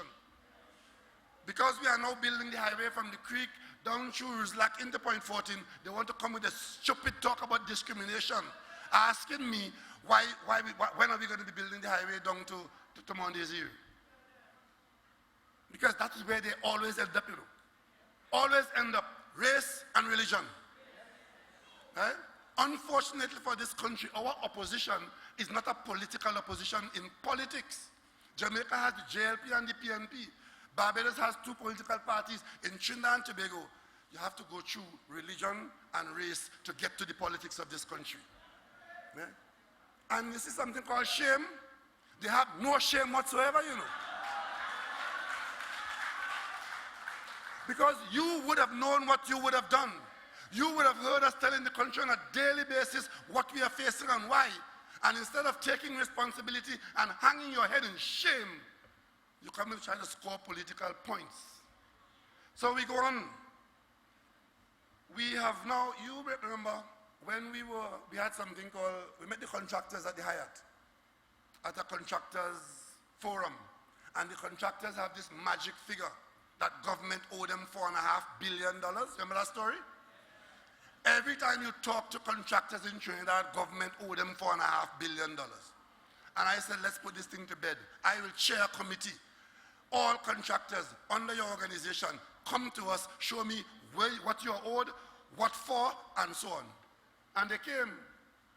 And after they stretched it like a rubber band, they could only show a debt of just over $600 million. It was just old talk. Because I was always saying, if the government owed contractors $4.5 billion, how much was the original sum?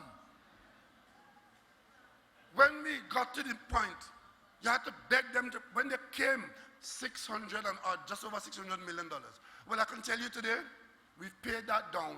Today we are told, only yesterday or Sunday, I think it was, I was told, we now owe contractors for ongoing works and for some works that have been done in the past, the figure is now $220 million. Which means that we have paid down on that particular debt, 2/3 of it, $400 million. But I tell you something else too. Even as that is so, only last week, I heard the same spokesperson saying to the media that government owe contractors $4.5 billion.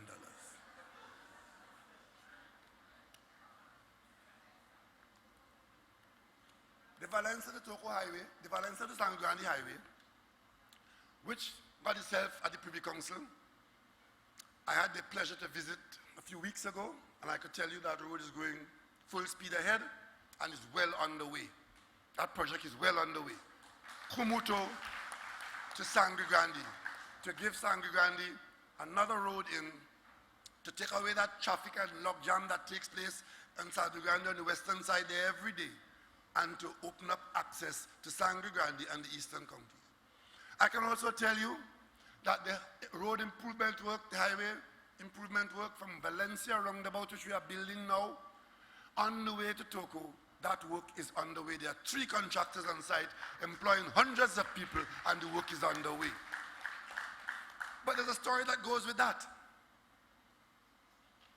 When we had not started the project, because it took some time to get work going, get the engineering going, get the funds in place and so on, we started to be accused of not keeping our promise. So important was that promise, because it was the last commitment we made to the people in 2015 in our last meeting in Sangre Grande. And they were starting to say, oh, the PNM doesn't keep its promise. You know, the minute the news came out that the contracts had started and 3 contracts were awarded, the whole talk is now, it's an election gimmick. A campaign commitment made in 2015 being executed in 2019 is a campaign gimmick. Well, the people in Cumana, Rampanalgas, Toko, Garniver, they are so happy for that gimmick.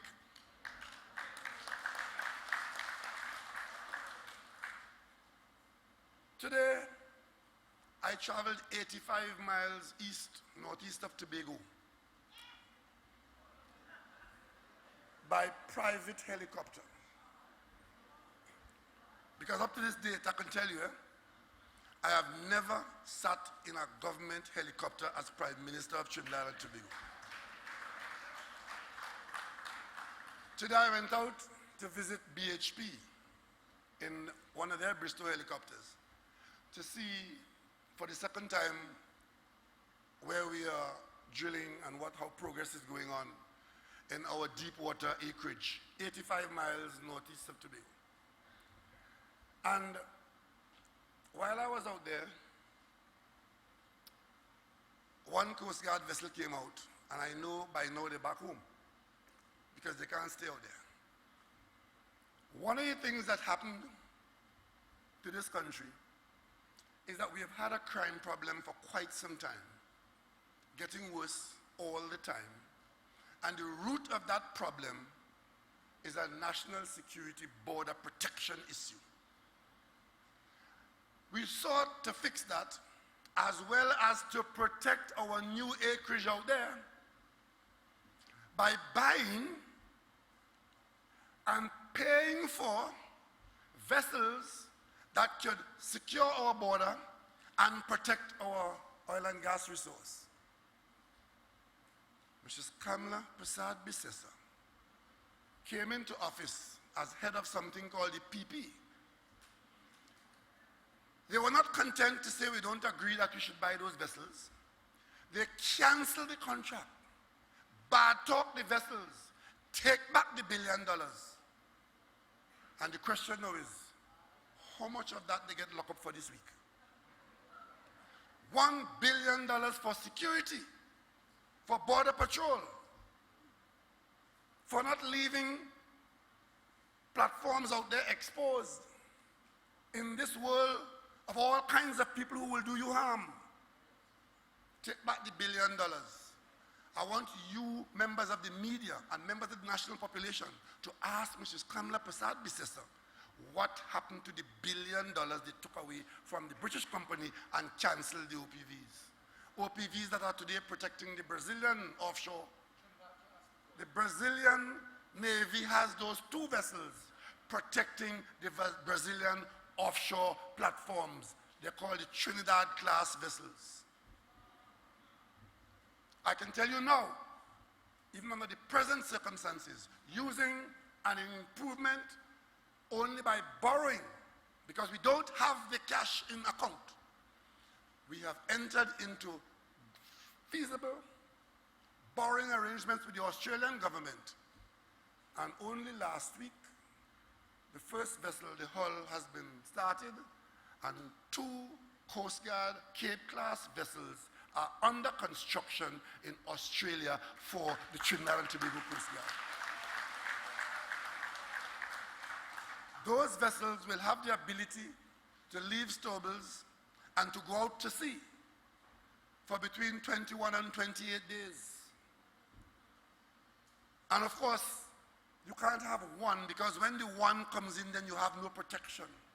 You have to have at least 2. So when one comes in, one goes out. One comes in, one goes out. So you always have protection out there. So we've ordered 2. And sometime next year, I will invite you to receive them when they arrive in Trinidad and Tobago. That's what we're going to be doing. And that could only have happened because the Australian opposition did not take the bait offered to them by the UNC to oppose the Australian government who are assisting us with loans to buy that vessel and the 2 vessels for Tobago. We are currently building 2 ferries for the Tobago route, for the Tobago economy, for the Trinidad and Tobago people, paid for by OPIC, the Australia Offshore Lending Facility. And we're only doing that because the Australian Attorney General refused to take the bait offered to him by the Trinidad and Tobago opposition, telling him that this assistance from Australia to Trinidad and Tobago is something that should be stopped because Wade Bark don't like it. Ladies and gentlemen, a people who does not know its history, does not appreciate its culture, is a people not deserving of independence. I want to invite all of you here in this entire nation to travel around Queen's Park West by Christmas. And it will be the finest street in the Caribbean because all our heritage buildings would have been restored, renovated, and back in track.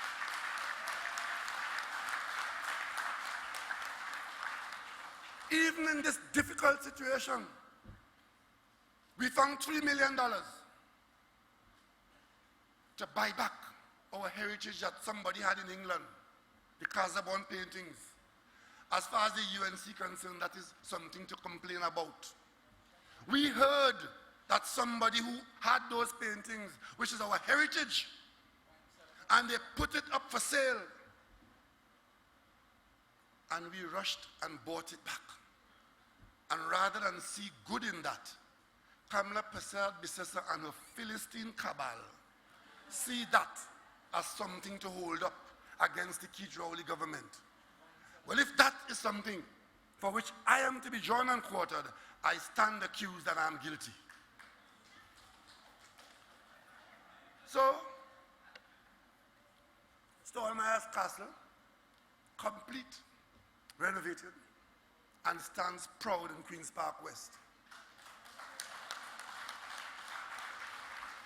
By the end of June, Whitehall would be complete and the Cabinet Office at last will return to Whitehall.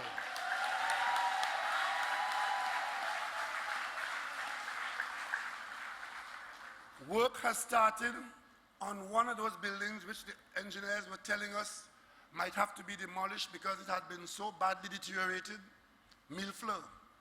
With Cuban expertise and local contractors, work has started on Millfleur. And we are expecting to complete that work by the end of the year. So at the end of this year, in a time, not a time of plenty, but a time when we have done what a people has to do to remain with its dignity and its history intact, you drive up that street from QRC, up the road, past the Archbishop House, past the Bishop House, past Millfleur, past Whitehall, past Saltmire Castle, and that would be the finest piece of architecture in the Caribbean preserved by the people who own it. We saved $400 million in the planned parliament renovation. When we came into office, we met commitments to go forward to repair the parliament at a cost of over $800 million at a time when we have 8 cents. But in a period of good management and doing more with less, I could tell you now that by Republic Day, the parliament will open in the Red House.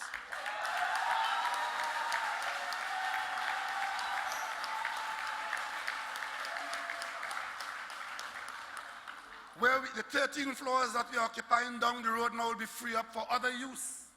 And more importantly, we did so $400 million less than what we meant it can be done for. And let me tell you how we were able to do that.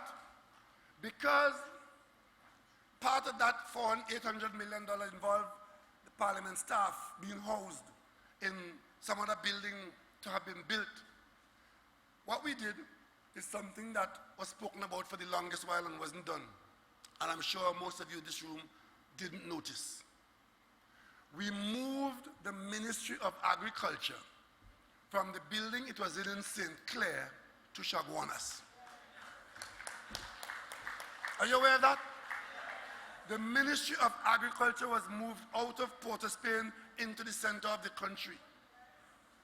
Farmers are now able to go to the ministry, and the ministry can now become a part of the farming environment in this country, out of St. Clair. What that did wasn't only for the agricultural side of it. It allowed CLICO to move out of the CLICO building next to the parliament. And in a few weeks' time, CLICO moves into what was agriculture. And the building that CLICO has moved out of, the Cabildo building, the Office of the Attorney General, that portion of it that was in that building moves into what was the CLICO building. And the government's Cabildo building now becomes an extension of the parliament.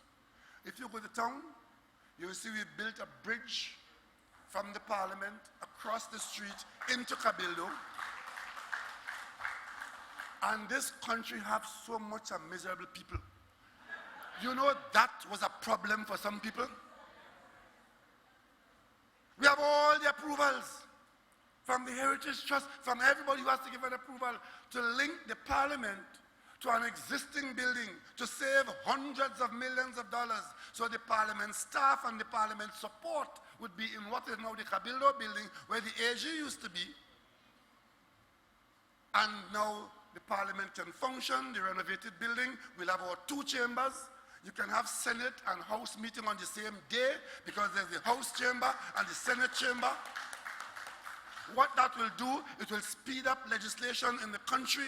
You don't have to wait for the chamber to be empty for next week for the Senate to come. So the whole efficiency of legislation management and committee and so on can make.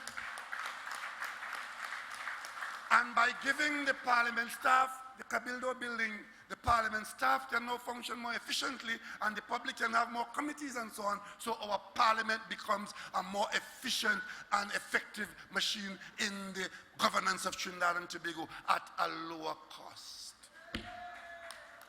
So when they tell you nothing is happening, that is nothing. Ladies and gentlemen,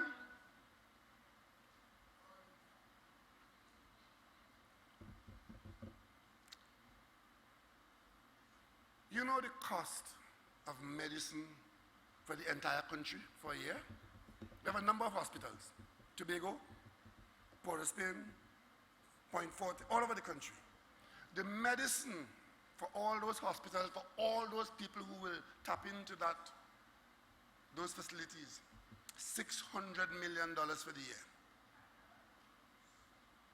I want you to digest that. $600 million is what it costs taxpayers to put medicine in the hospital. And when you hear, if somebody go there and a medication isn't available, they behave as though the sky is falling in and somebody hate them and somebody wicked, but we will spend $600 million to make sure that the hospitals are supplied. When you digest that, I want you to put it back. You would have read the newspapers that two public officials got into difficulty for something called $1.4 billion.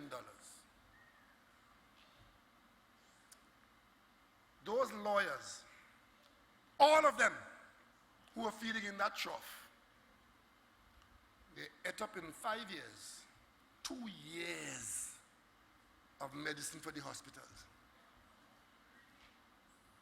In fact, it's 1.6 million. 2.5 years. 2.5 years of money for medicine for the hospital. And if you understand that, that is what corruption does to a people. The money is spent. The documents might show it's properly spent. But at the end of the day, the owners of that money, the people, in this case, the people of Trinidad and Tobago, would have been deprived. I have a personal beef with this matter because I raise this matter every single year that I was an opposition leader. Tonight, I want to say to Mrs. Kamla Prasad Bisesa, the difficulty that your two cronies got involved in at the court, you will not be allowed to exonerate and distance yourself from them.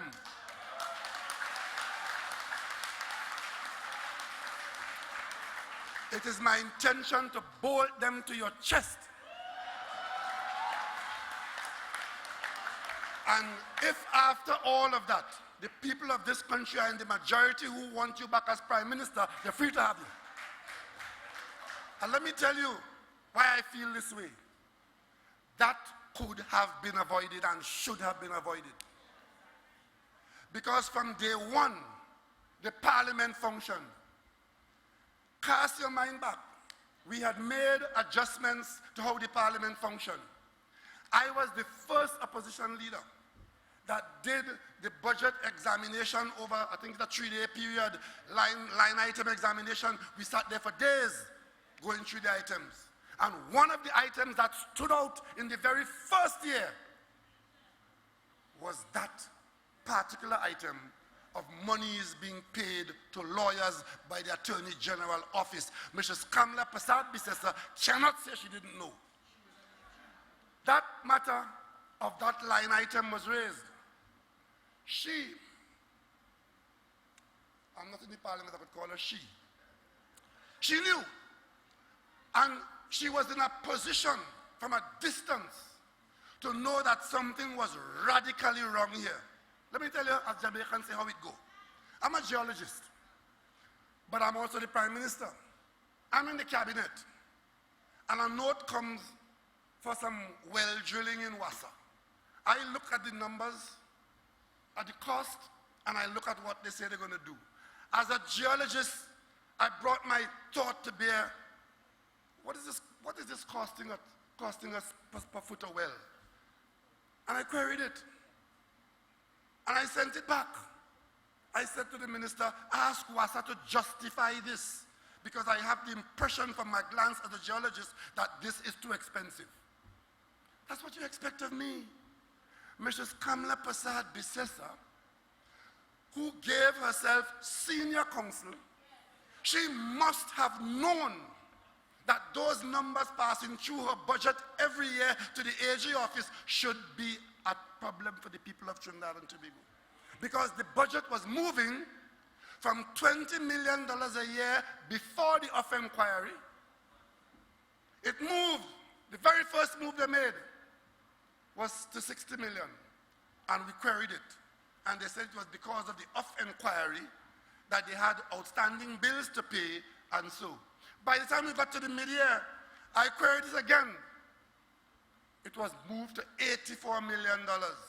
And by the time the accounts was changed at the end of the year, it was $100 and something million. And Mrs. Kamla Prasad Bisesa was there when every query was made, from the very first one to $100 million. And I tell you worse than that, when it got to $100 million, they said it was all about fighting corruption. P&M corruption, because as far as they're concerned, it have UNC law and P&M law. It have P&M corruption and UNC corruption. But I made the statement that then it would be a hell of a thing if the money that you are spending to fight corruption become itself the catalyst for more corruption. So say, so done. Because at $100 million a year, if they had kept it on that level, it would have been $500 million. They trebled it. 1.6 billion. And Mrs. Kamla Prasad Bisesa sat there and approved it every single year. And what was worse, when Anna Logan crashed, she looked around, found Attorney General, grooming one in the parliament.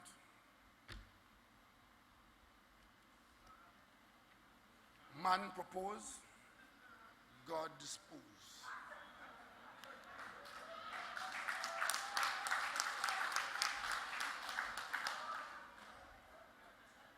And now that they have gotten into trouble, the one thing that you're not hearing being spoken about in Trinidad and Tobago is the word evidence. So she comes out now, like Pontius Pilate, let the law take its course. After she used the cabinet, the parliament, to give everybody a tush. Everybody in that cabinet was a prime minister, you know. That is how our country was run. And you know why? Let me tell you why. And it's no laughing matter. They were all holding secrets for one another. Everybody was a prime minister in that government. Today, almost 4 years into this term, you've had a prime minister, and when the prime minister is out of the country, the most senior member of the cabinet conducts the government's office as prime minister. It's no plating where they give everybody a tush. Vanilla Allen, Rambachan, Mooney Lal, Aaron McLeod, all of them, Chaguanas, all of them prime ministers in this country. Yeah? And they say once accident, twice bad luck, 3 times habit. How did she behave when the live sport story broke? Live sport was supposed to be a $6 million program to make sport available to young men during the summer season to keep them out of trouble. $6 million. $400 million. And when the story broke, driven by a member of the cabinet at the time, who was the only person in the government who saw something wrong with it, a motion was brought to the parliament about Arnold Roberts. What did Mrs. Kamla Prasad Bisesa do? She came to the parliament supporting Arnold Roberts down the line. giving him notes to say in his speech. And that speech ended on Hansard with long live life sport. Not to mention those who were killed in the program and the criminality which is still going on. That life sport bred a kind of criminality in this country that is frightening. And all of them in that cabinet sat there and watched a $6 million program eat up $400 million. And today they're asking me, why are you doing this? Why are you not doing that? Why are you not? And I'm telling them, no, right here. Bring back the money you all thief and misspend, and we'll do that. And the only piece of good news I have for you is that she has agreed. She intends to create 50,000 jobs. The only way she could do that is if the billions that they have mishandled during that 5-year period is brought back into this country, because it takes billions to create jobs. It takes billions. You would have heard tonight from the Attorney General the kinds of laws we have been passing, some of them of our own volition, others because we are forced to do so if we are to remain in the international banking community. The FACTA law, the Global Forum laws, whether we want to or not, those are requirements that we have to meet if we are going to maintain our presence in the international banking community. They oppose every single thing. Every single thing. Criminals running riot. The country is under attack from white-collar criminals and from violent criminals. We go to the parliament with anti-gang legislation. They vote it down. They vote it down because they prefer to have no law to fight gangs and will only vote according to them if some perfect law is passed. After they voted down, it is because you, the people, spoke up loudly about this misconduct on their part.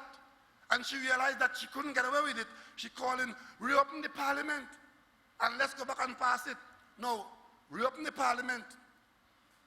You're supposed to stay away 6 months before you can bring it back. So bad was that vote of the UNC that they begged to reopen the parliament and then agreed to change the standing order to allow the bill to come back to be voted in.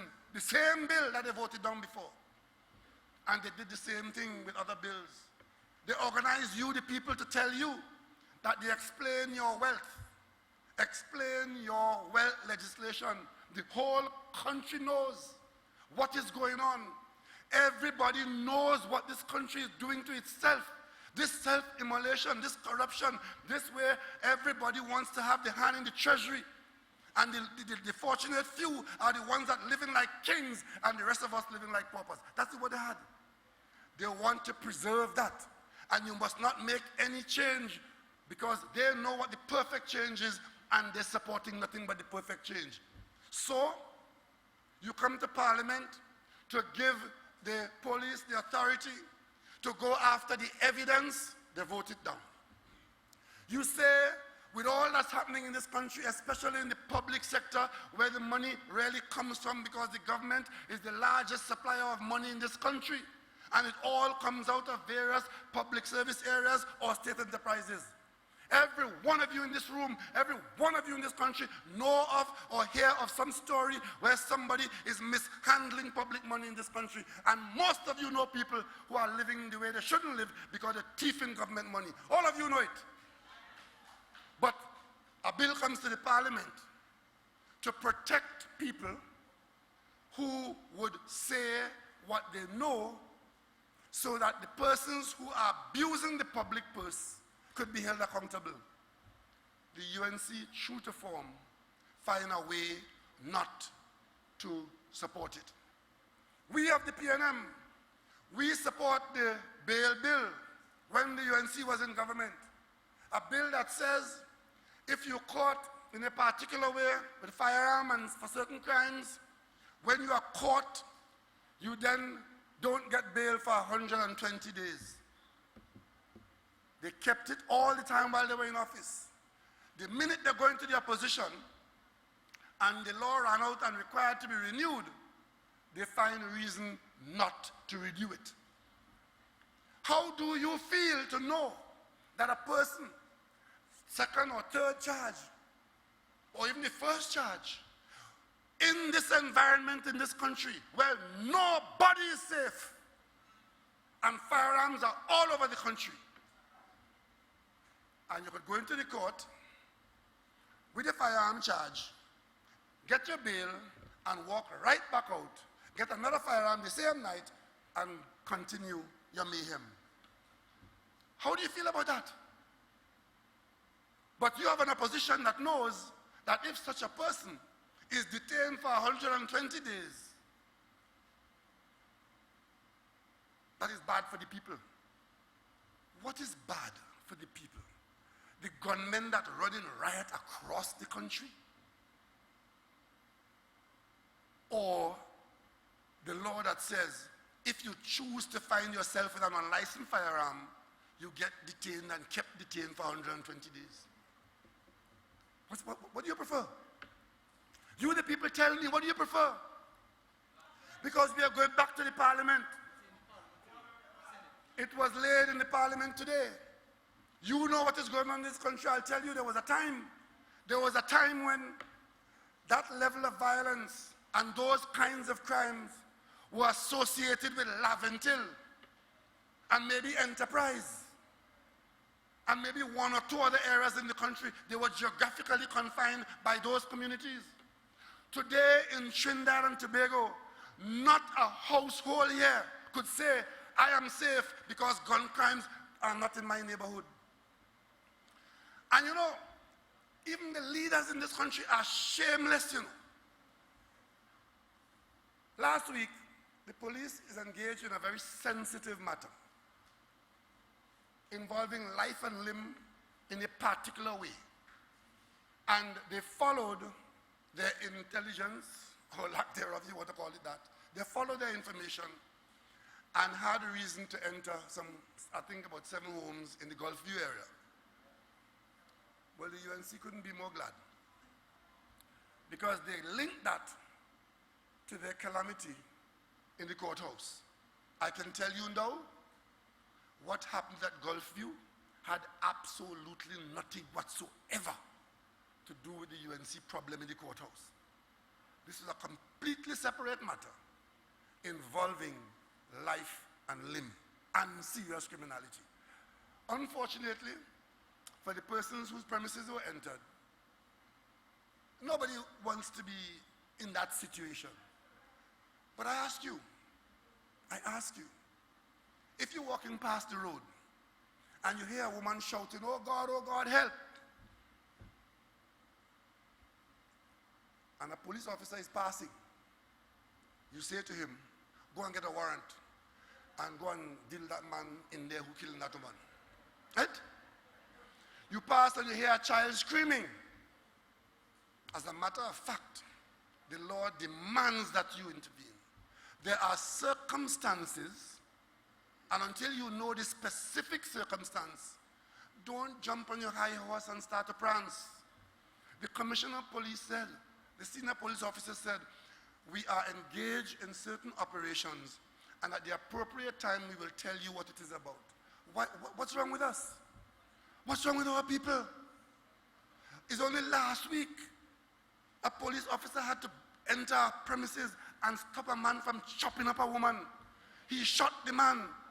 The man died. The woman had, I think it was 6 or 7 chops. And apparently this man was prepared to chop her like a dead pig. Under our law, under certain circumstances, a warrant may not be required if the exigencies of the circumstances require that you intervene. So if you want the law to say only when you have a warrant could a police officer enter private premises, if you want that, say so.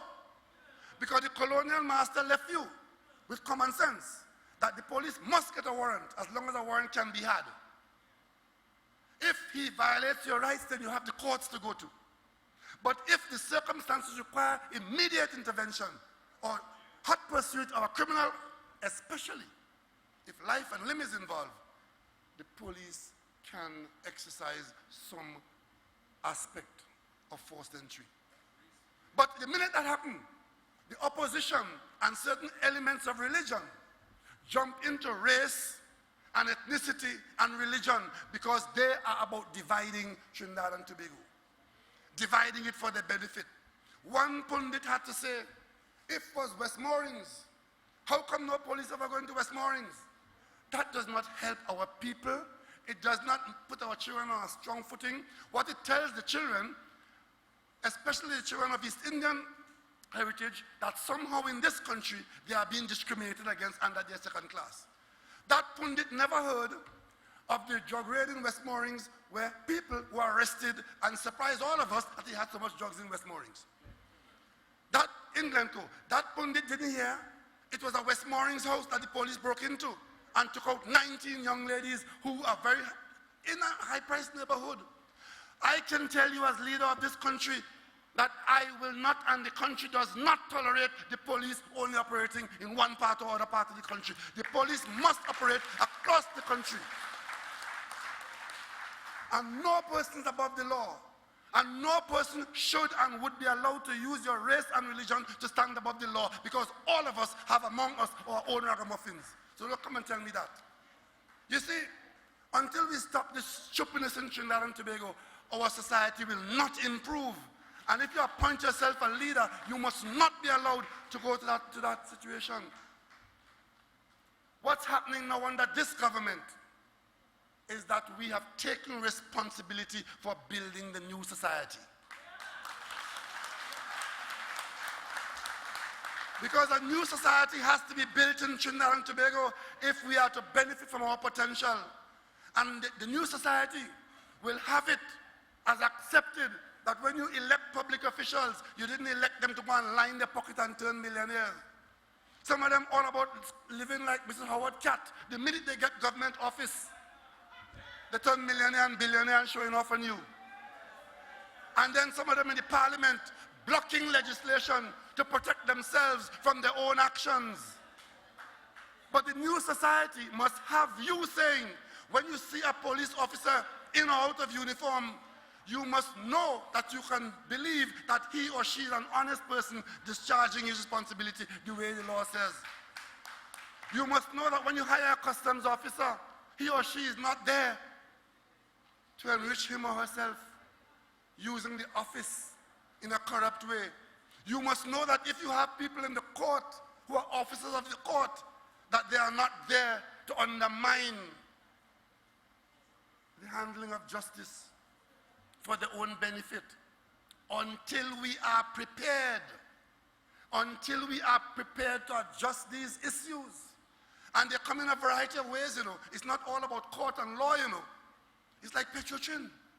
If you are not prepared to shut down the refinery where you're losing $2 billion, then how are you going to fix it? We've done that. Not because we wanted to hurt people, but because we have to build a new arrangement to make it work for us in a better way. Let me give you one last example, because they like to tell you that they will do this, and they will do that, and they will do the other. In 2005, the government then had the concept of building an oncology center in Mount Hope, a special hospital to deal with cancer. 2007 construction started. The architect went bankrupt. And somewhere in that arrangement, the architect owned the foundation drawings. And in the legal aspect of it, the architect was holding on to the legal side of it, and the project got stalled. 2007 it started. The government changed in 2010, and that legal problem was there. That project was supposed to cost $900 million. This country spent $300 million and got an abandoned foundation. Only last week, we were able to settle out of court because the contractor had the country in his grasp. We settled out of court to bring an end to that. I want to ask you something. With Senior Counsel Attorney General and Senior Counsel Prime Minister, between 2015, between 2010 and 2015, what happened? What happened?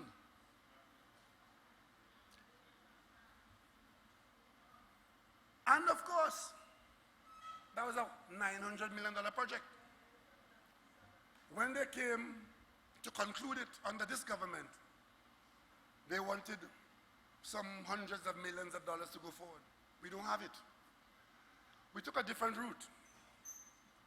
We are building a facility, it's almost complete in St. James, to have the service provided at the St. James Hospital with the equipment there.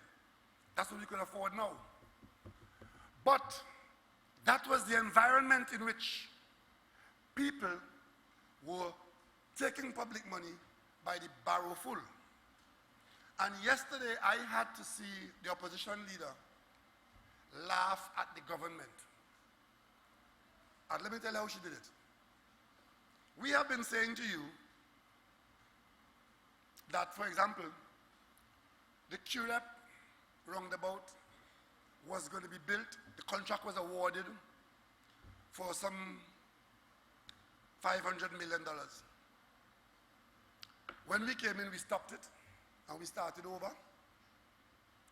And we went out to tender, and the QREP overpass is now being built for just over $200 million, I think $221 million.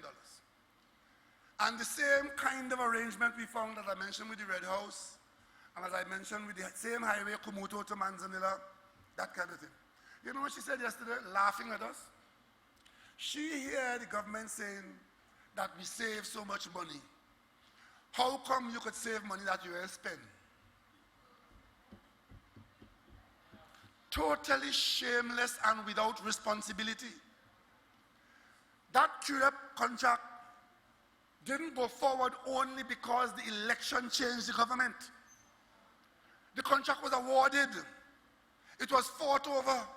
Then they divided up into 3 pieces to give one contract to the northern side, one the piece over the highway, and one the southern side. We said, no, we're not doing that. And by stopping it and tendering the whole process without corruption, it is now costing us $221 million.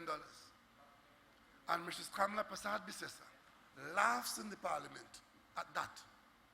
She laughs in the parliament at the fact that had we not changed the government, you would have been paying OAS $921 million and not get a foot more road going to Point 14 on the highway.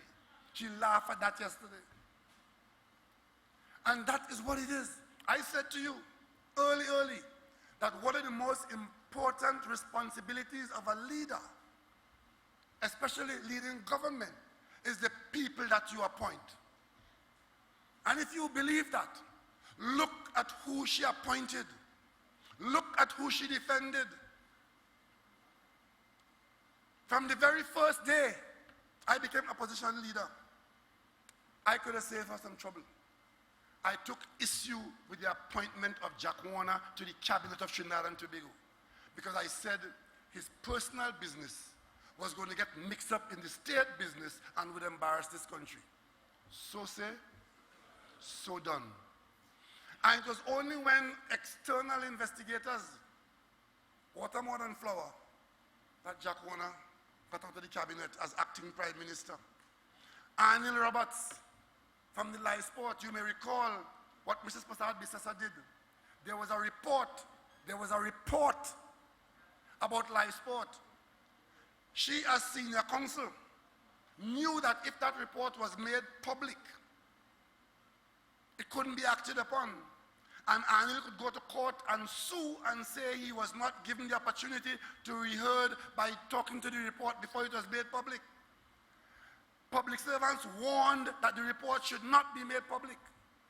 She pretended to be dealing with live sport and made it public. Anil goes off to court and of course he wins the case. The day when Anil Roberts wins the case, what does she do? Come down in Diego Martin and announce that Anil is going back in the Senate. You all forgot that? You forgot that? She and Wade Mark. They said Wade Mark, who and I have a million questions to ask now. Where I live at the Prime Minister's residence, across the road is the Carlton Savannah. Through the FCB, taxpayers have lost $400 million there. Because at FCB, they loaned money to those who were looking to form third force, right? And looking for a political entity who end up in the parliament, in the Senate. Go in there with taxpayers' money, help themselves to it, spend it. And at the end of the day, walk away from the debt with no liability, $400 million. And how did she reward them? She take the architect of that and make him Minister of Finance in the government of Kamala Prasad Bissessa. So one is not Arnold Roberts, one is not Jack Warner, it's Larry Hawaii, and of course Anna Ramlogan and Ramdeen. That is what she offers you as a leader in this country.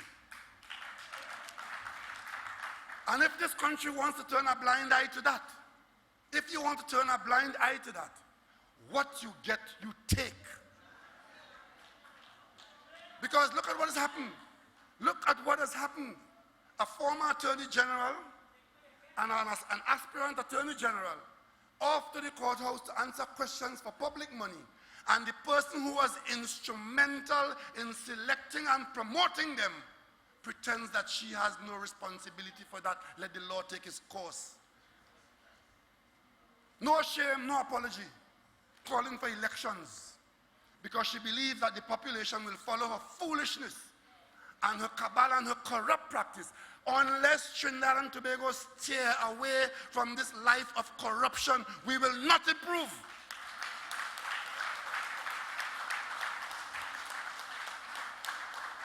And you have elected me for one term, and I will serve you that term. And at the end of the term, you will decide if you want us to continue to do what we are doing in improving and building this country, or if you want the cabal back. You will decide that. And when I say we're building a new society, I'm saying we are rejecting all of that. We are rejecting all of that because we are better than that. We are not hiding behind race and religion. We are standing behind the red, white, and black of Trinidad and Tobago. We are all in this together. We are all in this together. And if we stand together, we will all come out of this. And as we say, great is the PNM, great is the PNM, great is the PNM, and we shall all prevail.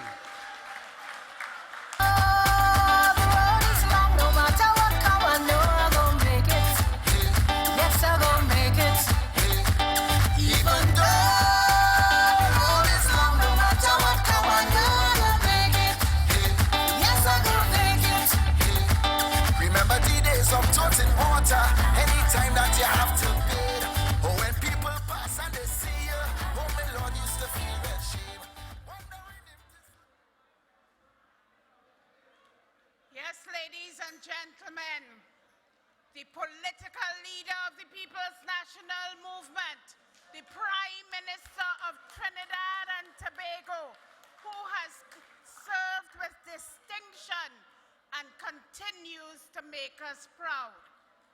Ladies and gentlemen, on your behalf, I want to thank our Prime Minister for his sterling address. I want to thank the Attorney General. I want to thank the Minister of Agriculture, Land and Fisheries. I also want to thank the Parliamentary Secretary in the Ministry of Agriculture, Land and Fisheries. And as I say, thank you. I want to thank the media for giving us a fair and balanced report. I also want to thank Tony Hossain, who is the owner of Signature Hall, for hosting us here this evening. Ladies and gentlemen, this is your People's National Movement. We are on the path to progress. Join us at our next meeting that you will hear about soon. Ladies and gentlemen, thank you very much for your kind attention, and thank you very much for being here, and thank you very much for tuning in to this meeting. May God continue to bless you and get home safely. Thank you. God bless you.